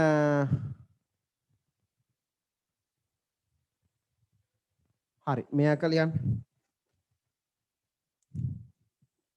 මම දෙන්නම් මැග්නීසියම් සල්ෆියුරික් ප්‍රතික්‍රියා කරලා හැදෙනවා මැග්නීසියම් සල්ෆේට් හයිඩ්‍රජන් ටුක් ගාලා ලියන්න බලන්න මොන જાතිය ප්‍රතික්‍රියාවක්ද ඒක විස්ථාපන ද්විත්ව විස්ථාපන ත්‍රිත්ව විස්ථාපන මොකක්ද කියලා ත්‍රිත්ව විස්ථාපන එකක් නෑ නේද ඔයාලට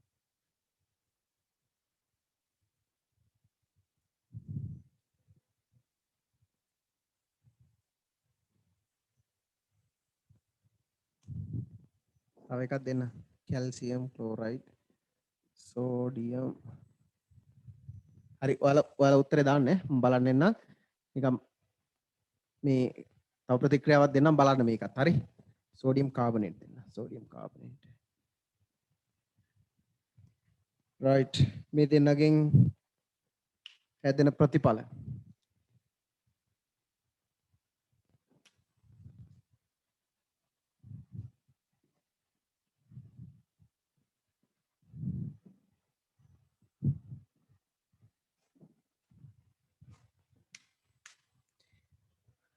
මේක ඉස්සලාම් කියන්නේ උඩ ප්‍රතික්‍රියාව ඉස්සලාම් කියන්න හරි උඩ ප්‍රතික්‍රියාව ඉස්සලාම් කියන්න ඊට පස්සේ යට තියෙන ප්‍රතික්‍රියාව බලමු අපි හරි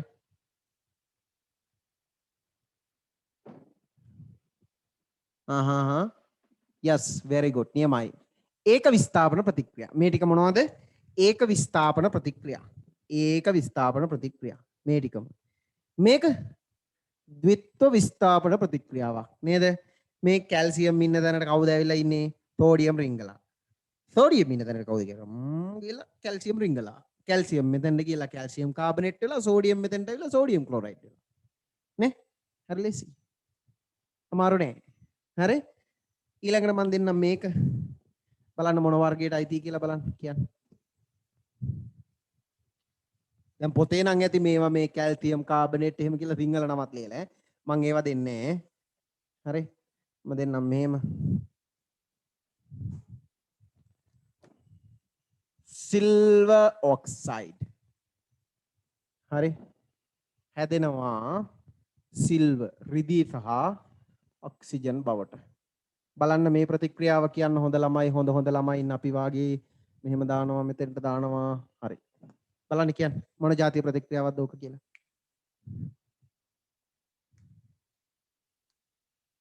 හොඳයි හස්සන්තගේ හරි වෙතුම්ගෙත් හරි චමෝද්ගෙත් හරි මොක්ෂ හරි සදීෂ් හරි රන්දික හරි සෙව්මිනී හරි වෙතුම් හරි දිල්ෂාන් හරි චාතුර්ය උතරේ නැන්නේ නුවන් හරි අවන්ති හරි රශ්මිත් හරි හෂිනි හරි සමීර හරි ජල්මිනී හරි මහේෂි හරි රවිදු හරි හේරත් හරි සිදු හරි ඔය තියෙන සේරම හරිනේ නියමයි එලකිරි right මොකද්ද මේ ප්‍රතික්‍රියා වර්ගය? රසායනික වියෝජන ප්‍රතික්‍රියාවක්. මේ අනේ කතා දෙමෙන්දලා ඉඳපු ජෝඩුවක් වෙන් වෙලාම ගිහිල්ලා නේ. හරි. ඒකට අපි කියන්නේ රසායනික වියෝජන ප්‍රතික්‍රියා කියලා. හරි. දැන් තියරි පන්ති ආපු ළමයි දන්නවා මේක මම කොහොමද ඉගෙනුවේ කියලා. දවස් 3ක් 4ක් ඉගෙනුවා. ඇදලා ලස්සනට ඉගෙනුවා. නමුත් ඉතින් මේ පන්තියේ මේ විදිහට තමයි උගන්වන්න වෙන්නේ. හැබැයි මං හිතනවා හොඳ අදහසක් ගත්තා. හරි මං හිතනවා එහෙම. ඉතින් ඔබ පස්සේ මෙසේජ් එකක් දාන්න අද පාඩම සම්බන්ධව කොහොමද තේරුණාද කියන එක. හරි. රයිට්. මං ඔතනින් එහෙනම් ඔන්න රසායනික ප්‍රතික්‍රියා වර්ග ටික ඉවරයි. හරි. ඊළඟට අනුමාත්‍රකාවක් ලියාගන්න. රසායනික සමීකරණ. රසායනික සමීකරණ. රසායනික සමීකරණ. අනුමාත්‍රකාවක් ලියාගන්න රසායනික සමීකරණ.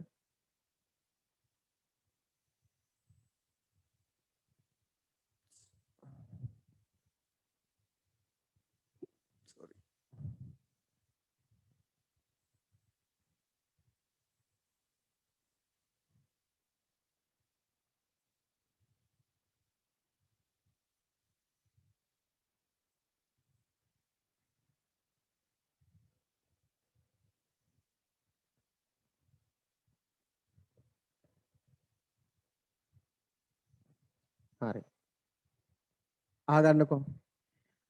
රසායනික සමීකරණයක අපි ලියනවා ඒ රසායනික සමීකරණයේ ප්‍රතික්‍රියාවට සහභාගී වෙන ප්‍රතික්‍රියක සහ ප්‍රතිඵල. මේකෙදි ප්‍රතික්‍රියක අණු ගොඩක් එන්න පුළුවන් ප්‍රතිඵල අණුත් ගොඩක් එන්න පුළුවන්. හරිද? ප්‍රතික්‍රියක අණු ගොඩක් තියෙන්නත් පුළුවන් ප්‍රතිඵල අණු ගොඩක් තියෙන්නත් පුළුවන්. හරිද? දැන් ඔයාලා ඇහුවා නේද සර් ඇයි දෙක දැම්මේ? ඇයි තුන දැම්මේ? ඇයි හතර දැම්මේ? ඇයි දෙක නැති උනේ? ඔය කීකේව අහනවා. ඇයි ඒ කියලා දැන් මම කියන්න. හරි? රයිට්. රසායනික සමීකරණයක් කියන්නේ මෙම ලියන්නකෝ ලියාගෙන අපි විස්තර කරගමු. ලියන්න රසායනික සමීකරණයක් යනු ප්‍රතික්‍රියක අණු සහ ප්‍රතිඵල අණු නිවැරදිව දක්වා ඇති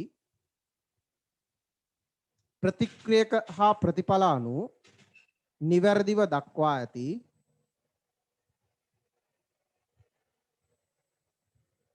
ප්‍රතික්‍රියක සහ ප්‍රතිඵල අණු නිවැරදිව දක්වා ඇති සටහනකි ප්‍රතික්‍රියක සහ ප්‍රතිඵල අණු නිවැරදිව දක්වා ඇති සටහනකි.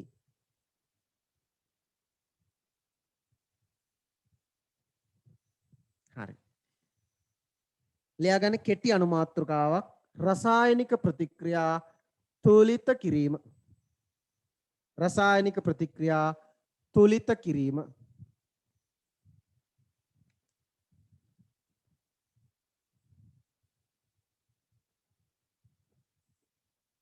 හරි. මෙහන්නකො. මෙන්න මේ කාරණය ඔයාලා හරි හොඳට අහගන්න. ඔයාලා මේ කාරණය දන්නේ නැත්නම් මම කියනවට පුංචි 8 වසරේ අයියෙක් කරේ අයියෙක් නෑ නේ 8 වසරේ දරුවොත් කියන කතාව. නංගියෙක් හරි මල්ලියෙක් හරි ඉන්නවනම් ඒ කියන්නේ ඔයාලා අයියලා අක්කලා නම් 8 වසරේ නංගියෙක් මල්ලියෙක් ඉන්නවනම් ගිහිල්ලා අහන්න නංගි මොකද්ද මේ ස්කන්ධ සංස්ථිති නෙමෙයි කියන්නේ මම දන්නේ නැතුව නෙමෙයි අර මේ පොඩ්ඩක් කියන්න මොකද්ද මේ ස්කන්ධ සංස්ථිති නෙමෙයි කියලා එකක් තියෙනවනේ ඔයා දන්නවද ඔයාලට තියෙනවනේ පොඩ්ඩක් කියන්න බලන්න මතකද කියලා බලන්න යන්නේ එහෙම ෂේප් එකේ අහන්න උන් දන්නව හොඳට ස්කන්ධ සංස්ථිති නියමය කියලා එකක් තියෙනවා ඒ කියන්නේ මොකද්ද පුතේ ස්කන්ධය යම් කිසි ප්‍රතික්‍රියාවක් සිද්ධ වෙනකොට ඒ ප්‍රතික්‍රියාව සතුව පවතින ප්‍රතික්‍රියක අණු සතුව පවතින ස්කන්ධය කිසිම මොහොතක විනාශ වෙන්නේ නැහැ. කිසිම මොහොතක විනාශ වෙන්නේ නැහැ. හරි? අන්න ඒකට තමයි අපි කියන්නේ ස්කන්ධ සංස්ථිති නියමය. අන්න ඒකට අණුව හරිද? මෙන්න මේ වගේ ප්‍රතික්‍රියාවක් ගත්තොත් මැග්නීසියම් සහ ඔක්සිජන් එකතු වෙලා ප්‍රතික්‍රියාවක් වෙනවා. මැග්නීසියම් ඔක්සයිඩ් හැදෙනවා. හරි? රයිට්. ඔන්න ප්‍රතික්‍රියාව. දැන් තව දෙයක් කියනවා මේ මම ඒවා දෙන්නේ නැහැ නෝට් එකට. හරි? කෙලින්ම මේ තුලිත කිරීමට යන්නේ. හරි? තව දෙයක් කියනවා රසායනික ප්‍රතික්‍රියාවක් වුණත් නැතත් යම් කිසි වෙලාවකදී පරමාණු මැවීමට හෝ විනාශ කිරීමට නොහැකි කියලා කියනවා. කවුද කියන්නේ? මේක කියන්නේ ඩෝල්ටන්. පරමාණු මවන්නත් බෑ විනාශ කරන්නත් බෑ කියලා. හැබැයි මේක බොරුවක් කියලා ඔප්පු වෙනවා. එතකොට ඇයි අපිට ඒක කියලා දෙන්නේ නේද? ආයෙ පස්සේ දැනගනි ඇයි එහෙම බොරු වෙන්නේ කියලා. දැනට එහෙම හිතන්න. පරමාණු මවන්නත් බෑ විනාශ කරන්නත් බෑ කියලා. හරි. එතකොට මේ පරමාණු මවන්නත් බැරි හින්දා විනාශ කරන්නත් බැරි නිසා හරි රසායනික සමීකරණයක් එහෙම නැත්නම් ප්‍රතික්‍රියක අණු ප්‍රතිඵල අණු බවට පත්වීමේදී ප්‍රතික්‍රියක අණු සතුව පවතින පරමාණු ගණන නිවැරදිවම ප්‍රතිඵල අණු සතුවක් තිබිය යුතුයි. ඒ කියන්නේ ප්‍රතික්‍රියක අණු සතුව මැග්නීසියම් එකක් තිබුණොත් ප්‍රතිඵල සතුවත් මැග්නීසියම් එකක් තියෙන්න ඕනේ. දෙකක් තිබුණොත් දෙකක් තියෙනවා. තුනක් තිබුණොත් තුනයි. හතරයි. පහයි. ඔය විදිහට තියෙනවා. දෙපැත්තේ පරමාණු බැලන්ස් වෙන්න ඕනේ සමාන වෙන්න ඕනේ. අන්න එහෙම ලියපු සමීකරණයකට අපි කියනවා තුලිත රසායනික සමීකරණයක් කියලා. තුලිත රසායනික සමීකරණයක් කියලා. මොකද්ද තුලිත රසායනික සමීකරණයක් කියන්නේ? ප්‍රතික්‍රියක අණු සතු පවතින පරමාණුත් ප්‍රතිඵල අණු සතුව පවතින පරමාණුත් සමානව සටහන් කරන සමීකරණය. ඔන්න බලන්න. මෙයා ගන්නවා මම. දැන් බලන්න වම් පැත්තේ මැග්නීසියම් කීයක් තියෙනවද? 1යි. හරි. ඕගොල්ලොන්ට තියෙන්නේ රසායනික සමීකරණ තුලිත කරන්න මෙන්න මේ ක්‍රමය. මේ ක්‍රමයේ විතරද තියෙන්නේ? අපෝ නෑ. ඕන තරම් තව ක්‍රම තියෙනවා. ඇයි කියලා දෙන්නේ නැත්තේ? ඔයාලට එච්චර දරුණු ඒවා එන්නේ නැති. ඔයාලට තියෙන්නේ මේ ක්‍රමය විතරයි පාවිච්චි කරන්න. සෝදිසි ක්‍රමය. සෝදිසි ක්‍රමය. ඕක විතරයි තියෙන්නේ පාවිච්චි කරන්න. ඉතින් ඕක පාවිච්චි කරමු. ඒ කියන්නේ මොකද්ද සෝදිසි ක්‍රමය කියන්නේ? දෙපැත්ත පරමාණු සෝදිසි කරලා මේක මෙච්චරයි කියලා දාන එක. හරිය? right. මේ පැත්තේ මැග්නීසියම් එකයි එහා පැත්තේ මැග්නීසියම් එකයි. සමානයිනේ. මේ පැත්තේ ඔක්සිජන් දෙකක් ඉන්නවා. එහෙනම් එහා පැත්තේ ඔක්සිජන් දෙකක් කරන්න මෙතෙන්ට දෙකක් දාමු නේද? අවුවම හිතෙනවා. කවදාවත් අපිට සංයෝගයක හොඳට මතක තියාගන්න. කවදාවත්ම අපිට සංයෝගයක මූලද්‍රව්‍ය පරමාණු වල ඒ අදාළ සංයුජතාව වෙනස් කළ නොහැකි. 2 3 4 අදාළ සංයුජතාවය වෙනස් කළ නොහැකි. පැහැදිලිද? කොතෙන්ද දාලාද වෙනස් කරන්න එනවා? ඉතින් මේ ඔක්සිජන් දෙකක් දාන්න එපයි. දැන් කොහොමද දාන්නේ? මෙන්න මෙතනින් ඔයාලට කැමති එකක් දාගත්තා. ඉස්සරහින් 1 2 3 4 මෙතනට 2 දැම්මොත් මැග්නීසියමුත් 2යි ඔක්සිජනුත් 2ක් වෙනවා. හරි? මෙතනට 3 දැම්මොත් මැග්නීසියමුත් 3ක් ඔක්සිජන් 4 දැම්මොත් 4 4යි. ඔය විදිහට වෙනස් කරගන්න පුළුවන්. හැබැයි මෙහෙට දාන්න බෑ. මෙතෙන්ට තමයි දාන්න පුළුවන්. මෙයාගෙත් මෙතෙන්ට දාන්න පුළුවන්, මෙයාගෙත් මෙතෙන්ට දාන්න පුළුවන්, මෙයාගෙත් මෙතෙන්ට දාන්න පුළුවන්. හැබැයි මෙහෙන් දාන්න බෑ. හොඳට මතක තියාගන්න. හරි? right. දැන් ඔන්න අපේ කතාවේදී සමහර අය මෙසේජ් දානවා. right. මැග්නීසියම් 1යි මෙතන මැග්නීසියම් 1යි. හරිනේ? ඔක්සිජන් දෙකක් වෙනවා. ඒ නිසා ඔක්සිජන් දෙකක් ඕනේ නම් මෙතෙන්ට දෙකක් දාමු. හරි ගෙංගිඩියක් වෙන්නේ. එතකොට මැග්නීසියමුත් දෙකක් වුණානේ. ඔය ප්‍රශ්නෙට විසඳුම තමයි මෙතෙන්ටත් දෙකක් දාන්න. ඔච්චරයි. පැහැදිලිද? right. එහෙනම් අපි එකක් ලියමු. තවර දෙන්නම් මෙහෙම. බාන්න තොලිත කරලා කියන්න. ලියන්න මෙන්න මේක.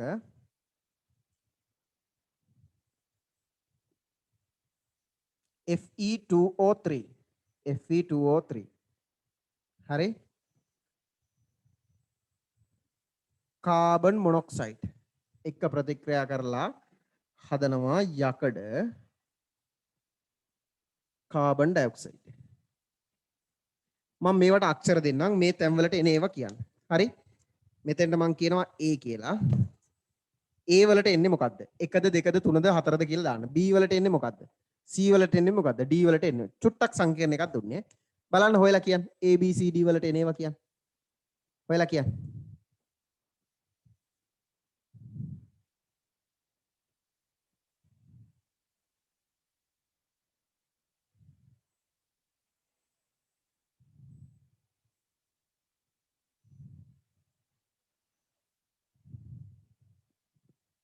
හරිද?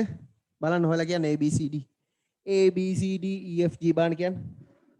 දාන්න බලන්න හොඳ ළමයි වගේ. කො ABCD කියලාම දාන්නේ right මම නැවත වතාවක් කිව්වොත් ආයෙ කියන්නම් හරි දැන් යකඩ දෙකයි ඒ නිසා මෙතෙන්ට දෙකක් දානවා පැහැදිලිවම දෙකක් දාන්න පුළුවන් ඒක ගැටලුවක් නෑනේ හරි ඊට පස්සේ කාබන් මොනොක්සයිඩ් සහ කාබන් ඩයොක්සයිඩ් තියෙනවා මේ පැත්තේ ඔක්සිජන් බලනවා මෙතන 3යි මෙතන 1යි 4යි මෙතන ඔක්සිජන් 2යි දැන් මෙතෙන්ට දෙකක් දානවා එතකොට දෙවරක් දෙක 4යි ඔක්සිජන් 4යි හැබැයි කාබන් දෙකක් වෙනවනේ කාබන් දෙකක් වෙනවා මෙතන කාබන් 1යිනේ ප්‍රශ්නයක් එහෙනම් මෙතනයි අගයන් දාලා ඉවර වෙලා කාබනුයි ඔක්සිජනුයි සමාන කරන්න ඕනේ ඉතින් මම දානවා මෙතෙන්ට දෙකක් දැම්මොත් මොකද වෙන්නේ දෙකක් දැම්මොත් හරියන්නේ නැහැ ඇයි මෙතන ඔක්සිජන් 5ක් වෙනවා කවදාවත් මෙතෙන්ට පූර්ණ සංඛ්‍යාවක් දාලා 5 දාන්න පුළුවන්ද බෑ එහෙනම් 3ක් දානවා අන්න එතකොට මෙතන කාබන් 3 දාන්න පුළුවන් කාබන් 3යි ඔක්සිජනුත් 3යි මෙතන 3යි 6යි ඔක්සිජන් මෙතන 3 වරක් 2 6යි හරිනේ දැන් සමානයි දැන් තුලිතයි රයිට් තව ප්‍රතික්‍රියාවක් ගමු අපි බලන්න හරි තව ප්‍රතික්‍රියාවක් ගමු බාන තුලිත කරන්න සරල ප්‍රතික්‍රියාවක් දෙන්නම් මම මොකද්ද දෙන්නේ හරි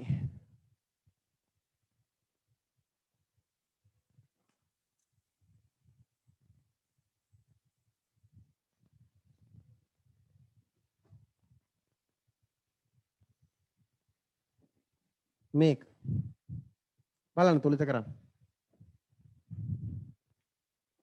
තුලිත කරන්න බලන්න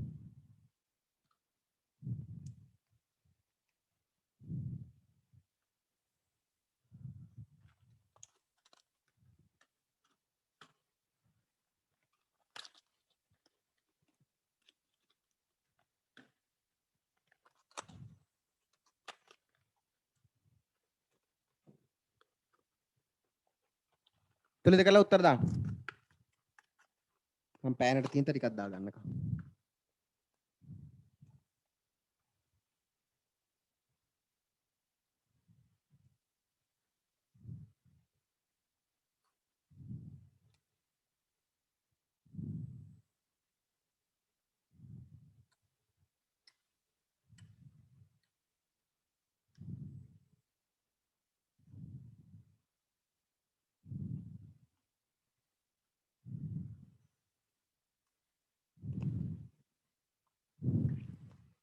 හරිද රයිට් බලන්න කොහමද වෙන්නේ කාබන් ඩයොක්සයිඩ් කාබන් මොනොක්සයිඩ් හැදෙන්නේ බලමු අපි කාබන් 1යි මෙතනද කාබන් 2යි එහා පැත්තේ කාබන් කීයද මෙතන 1යි මෙතන 1යි 2යිනේ එහා පැත්තේ කාබන් 1යි ඒ නිසා මම දානවා ඉස්සරහින් දෙකක් වෙන්න දෙකක් හරි දැන් ඒතර ඔක්සිජන් දෙකක් වුණා මෙතන හරි ඔක්සිජන් දෙකයි එක ඉලක්කමයි තියෙන්නේ නේ අට්ටලේසි හදාගන්න රයිට් හදාගන්න නියමයි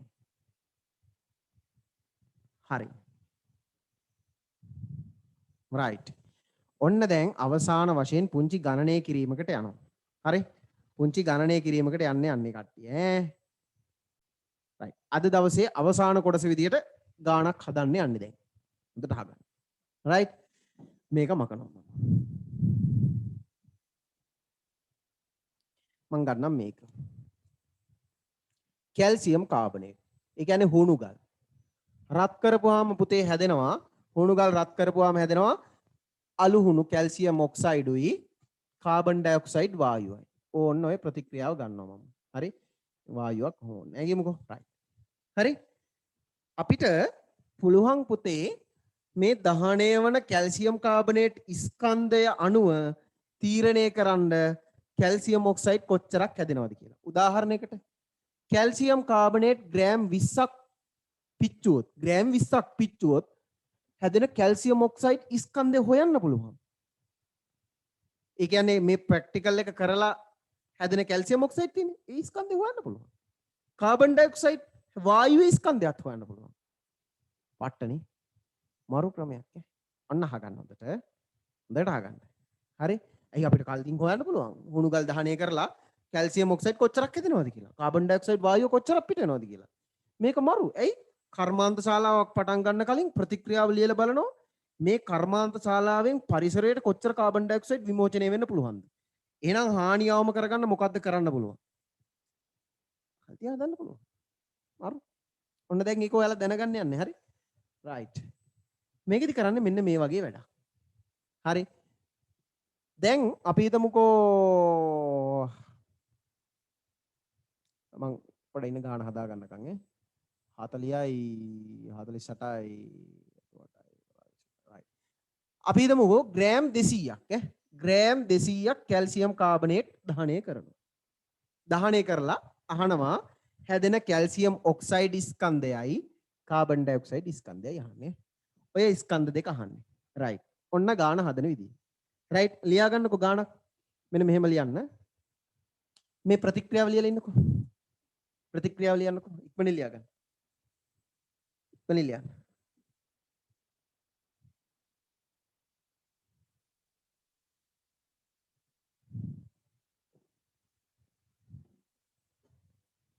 ඔව් මේ නම්බර එකට මැසේජ් දාන්න කියලා අහලා තියෙනවා. ඔව් මේ නම්බර එකට මැසේජ් එක දාන්න. මේ නම්බර එකට මැසේජ් එකක් දාන්න. ඔයා කොහෙද ගෲප් එකේ ඉන්නවා නම් එහෙම ඉන්න ප්‍රදේශය හරි.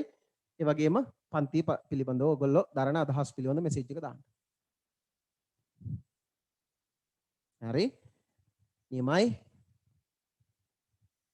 ලියාගත්තන යටින් ලියන්න මෙන්න මේ ප්‍රශ්නය. කැල්සියම් කාබනේට් ග්‍රෑම් 200ක් කැල්සියම් කාබනේට් ග්‍රෑම් 200ක් දහනය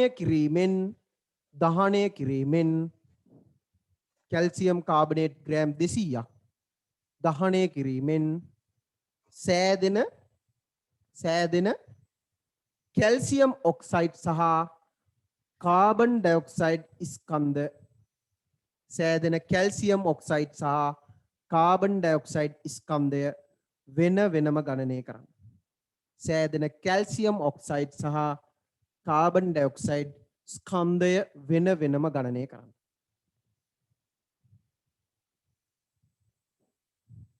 රයිට් අපි හදමු.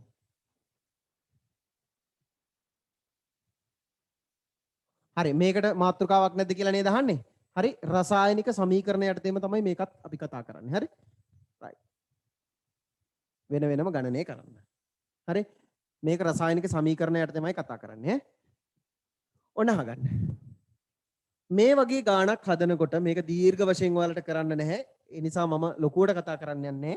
නමුත් මේ වගේ ගණන් විභාගයට අහලා තියෙනවා. මේ වගේ ගාණක් අහනකොට ඉස්සරලාම හරි හොඳට මතක තියාගන්න. දීලා තියෙන ස්කන්ධයේ මෞලික ස්කන්ධය දීලා තියෙන ස්කන්ධයට අදාළ ඒ ද්‍රව්‍යයේ මෞලික ස්කන්ධය හොයාගන්න ඕනේ. ඒ වගේම හැදෙන ඒ කියන්නේ අහලා තියෙන ස්කන්ධ. අහලා තියෙන්නේ මොනවද? කැල්සියම් ඔක්සයිඩ් ස්කන්ධයයි කාබන් ඩයොක්සයිඩ් ස්කන්ධයයි. මෙන්න මේ ස්කන්ධ දෙකට අදාළ මෞලික ස්කන්ධයත් හොයන්න ඕනේ. දෙකේම අහලා තියෙන හින්දා. එක ගැහුවනම් ඒ අහපු එකේ මෞලික ස්කන්ධ විතරක් කල්තිය හොයාගමු. ඉස්සලා අපිට ඕන වෙන හින්දා ඔන්න මම කල්තිය හොයාගන්නවා. කැල්සියම් කාබනේට් මෞලික ස්කන්ධය. මේක ගානට ඕන වෙන හින්දා හොයන්නේ. හරි? නැත්තම් ගාන කරනකොට මේක හදාදා ඉන්න බෑනේ. කැල්සියම් කාබනේට් මෞලික ස්කන්ධය. ඔයාලා දන්නවා දැන් මෞලික ස්කන්ධය සාපේක්ෂ අණුක ස්කන්ධයට සමානයි. ඔව් කොහේවත් ඉන්න ගුරුවරයෙක් ඒවත් ඉගන්නලා දුන්නා ඔයාලට. හරි? කවදාවත් දැකපු නැති ඒවත් ඉගන්නුවා හරි? කැල්සියම් කාබනේට් මෞලික ස්කන්ධය. කැල්සියම් කීයද? 40යි. කාබන් කීයද? 12යි. හරි? එක ගානේ තියෙන්නේ. කැල්සියම් 1යි ඒ නිසා 40යි. කාබන් 1යි 12යි. ඔක්සිජන් එකක 16යි. කීයක් තියෙනවද? 3යි. 48ක් තියෙනවා. දැන් ওই ටික එකතු කරනවා. එකතු කරපුවාම කීයක් දෙන්නේ? CI මවුලයට ග්‍රෑම්. CI මවුලයට ග්‍රෑම්. හරි? right. ඊළඟට මම ওই විදිහටම හොයා ගන්නවා කැල්සියම් ඔක්සයිඩ් වල මෞලික ස්කන්ධය. හරි? කැල්සියම් වල 40යි. ඒක ඔයාලට දුන්නේ නැහැ. හරි? ඔක්සිජන් වල 16යි. හොයාගත්තාම එනවා අපිට 56යි. සාපේක්ෂ අණුක ස්කන්ධය 56යි. ඒකට සමානයි මෞලික ස්කන්ධය. උත්තරයට ඒකකයක් එනවා මවුලයට ග්‍රෑම් කියලා. මවුලයට ග්‍රෑම් 56යි. හරි? ඊළඟට කාබන් ඩයොක්සයිඩ් මෞලික ස්කන්ධය. කාබන් ඩයොක්සයිඩ් මෞලික ස්කන්ධය. කාබන් වල 12යි, ඔක්සිජන් එකක 16යි ඒ වගේ දෙකක් තියෙනවා 32යි 32යි 12යි 32යි 12යි කීයද 44යි මවුලයට ග්‍රෑම් 44යි මවුලයට ග්‍රෑම් හරි 44යි මවුලයට ග්‍රෑම් හරිනේ රයිට් ඔන්න ඔය ටික කල්තියා හොයාගත්තා ටුක් ගාලා ඔය ටික හදාගන්න සර් මකන්න යන්නේ ටුක් ගාලා හදාගන්න නෑ මතක තියාගන්න ඕනේ නෑ සාපේක්ෂ අණුක ස්කන්ධ දෙනවා විභාගෙට එනවා එක එක පරමාණු වල සාපේක්ෂ අණුක ස්කන්ධ විභාගෙට දෙනවා මතක තියාගන්න ඕනේ අප්පෝ ඕනේ හරි ටුක් ගාලා ලියා ගන්න මකන්න යන්නේ හරි එලගිරි රයිට් ඔන්න මැක්කුවා මම හරි 100යි 56ක් නේ 56යි 44යි මම උඩින් ලියා ගන්නවා හරි ලේසි වෙන මෙතන ලියා ගන්නවා මෙතන 100යි 56යි 44යි හරි රයිට් දැන් හරි ඔන්න අහගන්න කතන්දරේ හරි කැල්සියම් කාබනේට්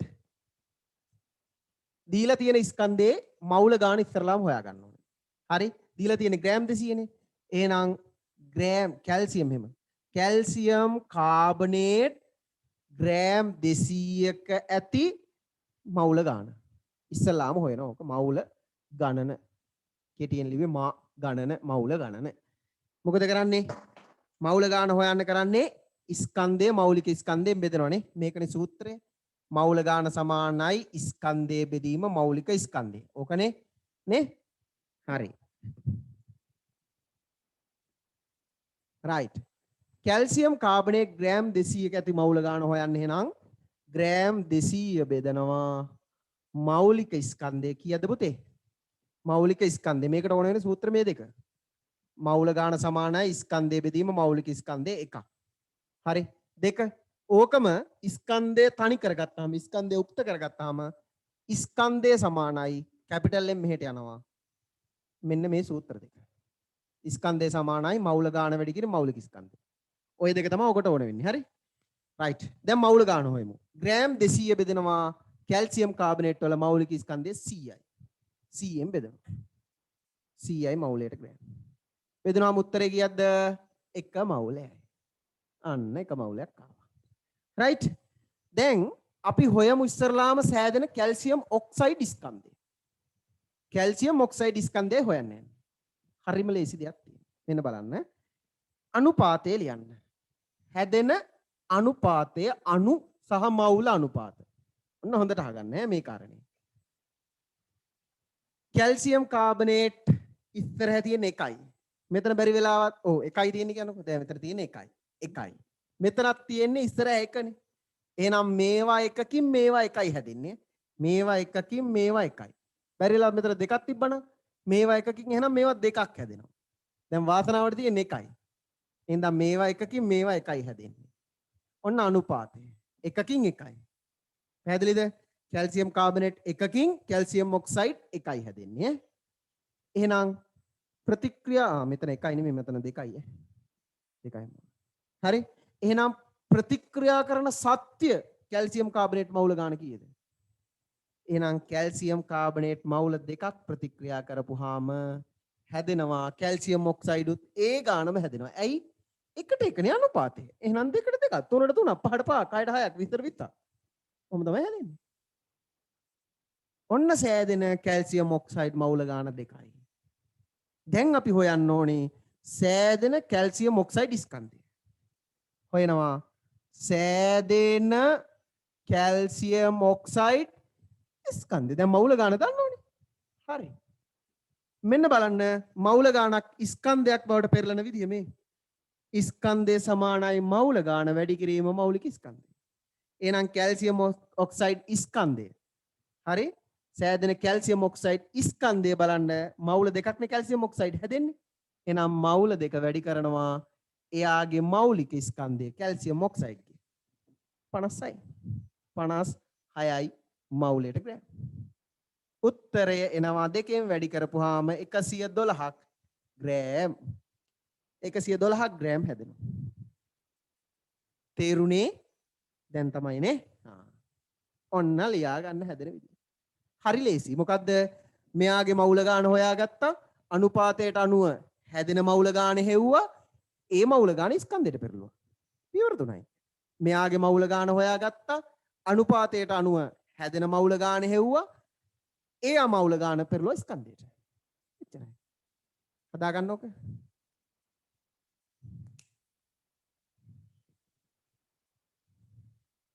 හොඳයි. මොක්ෂා දාලා තියෙනවා රයිට්. කාබන් ඩයොක්සයිඩ් හොයන්න බලන්න.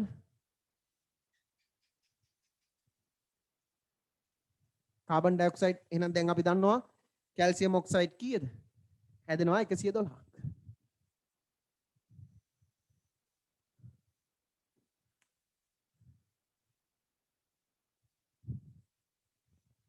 හරි. ඇති වෙලාව මම මකනවා මේක. ඇතිනේ? රයිට්. ඔය විදිහට මම හොයනවා කාබන් ඩයොක්සයිඩ් ස්කන්ධය. හරි. ඕකමයි මෙතෙන්ට දාන්නේ කාබන් ඩයොක්සයිඩ්. මෙතෙන්ට දාන්නේ කාබන් ඩයොක්සයිඩ්. සුළු කිරීම චුට්ටක් වෙනස් වෙනවා. හරි. සුළු කිරීම චුට්ටක් වෙනස් වෙනවා. ඊළඟට මෙතෙන්ට දාන්නේ කාබන් ඩයොක්සයිඩ්. ඕකමයි. වෙනසක් නැහැ. හරි. ඕකමයි. හරි. මවුල ගන්න ඕකමයි. හරි. රයිට්. එහෙනම් මවුල දෙකක් තියෙනවනේ මෙතන. එකට එකයි අනුපාතයනේ. අනුපාතය එකට එකයි කාබන් ඩයොක්සයිඩ් එකට එකයිනේ. එකට එකයි. එහෙනම් මවුල අනුපාතයත් මවුල දෙකකින් මේවා මවුල දෙකයි. මවුල දෙකයි. එහෙනම් සෑදෙන කාබන් ඩයොක්සයිඩ් ස්කන්ධය කියන්නේ කොහොමද? මවුල දෙකක් හැදෙනවනේ. මේ මවුල දෙක වැඩි කරනවා කාබන් ඩයොක්සයිඩ්ගේ මවුලික ස්කන්ධය. කීයද?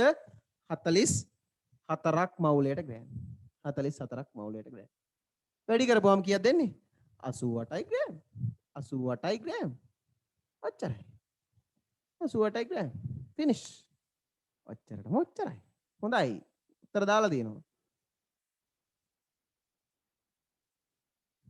හරි. එලගිරි. හැදෙනවා 88ක් ග්‍රෑම්. දැන් මේවා සමහර විට 10 වසරේ අයට උගන්වලා නැතුව ඇති මේ පාඩම්. හරි? මොකද මේක දෙවෙනි වාරයේත් අවසාන හරිය තියෙන පාඩමක්. දෙවෙනි වාරේ තුන්වෙනි වාරේ. තුන දෙක දෙවෙනි වාරේ. වඩා ඉන්න 20ක් තියෙනවා කියන දෙක නෙමෙයි තුනේ වගේ තමයි තියෙන්නේ මේක. තුන්වෙනි වාරේ. තුන්වෙනි වාරේට නියමිත පාඩමක් ඒ නිසා තව මේ ගැන්ඩලා නැතුව ඇති. හරි? right. හරි. ඔතනින් එතකොට අද දවසට උගන්නපු කොටස ඉවරයි. හරි? අද දවසට උගන්නපු කොටස ඉවරයි ඔතනින්. right? ඒ පදාර්ථ විපර්යාස කොටසට දාලා පළවෙනි කොටස ඔතනින් ඉවර කරනවා පුතේ. හරි? ඊළඟට තියෙන්නේ දෙවෙනි කොටස කතා කරන්න. ඒක කතා කරන්නේ ඊළඟ දවසේ. ඒක කතා කරනවද නැද්ද කියන එක තීරණය වෙන්නේ මොනවද ප්‍රශ්න ඇතිවීම නොවීම මත. හරි? කතා කරනවා දැනට එහෙම තමයි තීරණය කරලා ඉන්නේ. ඉතින් කියන්න බෑනේ සමහර අයගේ වැඩ හින්දා. හරි. එහෙමනම්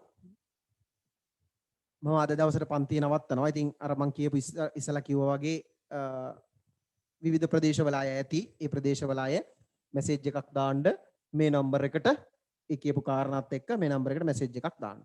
මේක ඉතින් දිගටම ඔයාලා වෙනුවෙන් YouTube channel එක හරහා ප්‍රකාශ වීමක් සිද්ධ වෙනවා. පබ්ලික් කරනවා. ඉතින් ඔයගොල්ලන්ට පුළුවන් ඒ YouTube channel එකෙන් බලන්න ඒ දාන වීඩියෝ හැම එකක්ම බලන්න ඕන නම් subscribe කරලා තියාගන්න. මොකද එතනින් පස්සේ කවදා හරි දවසක ආය දාන වීඩියෝස් ඔයාලා නංගිලා මල්ලිලාට එතනින් එහාට බලන්න පුළුවන්. ඒ වගේම ඔය channel එක හරහා ඔයගොල්ලන්ට share කරලා අනිත් ළමයිට ඔක දෙන්න පුළුවන්. ඔයාලා උපකාරයක් තියෙනවා නම් මෙතනින් එහාට යාළුවෝ සම්බන්ධ කරගන්න පුළුවන්. හැබැයි group වල මම අර කියපු වැඩසටහන ඉතරයට වෙනවා. ඒක ළඟදිම වෙනවා. හරි? සම්බන්ධ වෙන යාළුවෝ ටික එකතු කරගන්න. එහෙනම් හැමෝටම ආයුබෝවන්. තෙරුවන් සරණයි. පරිස්සමින් ඉන්න.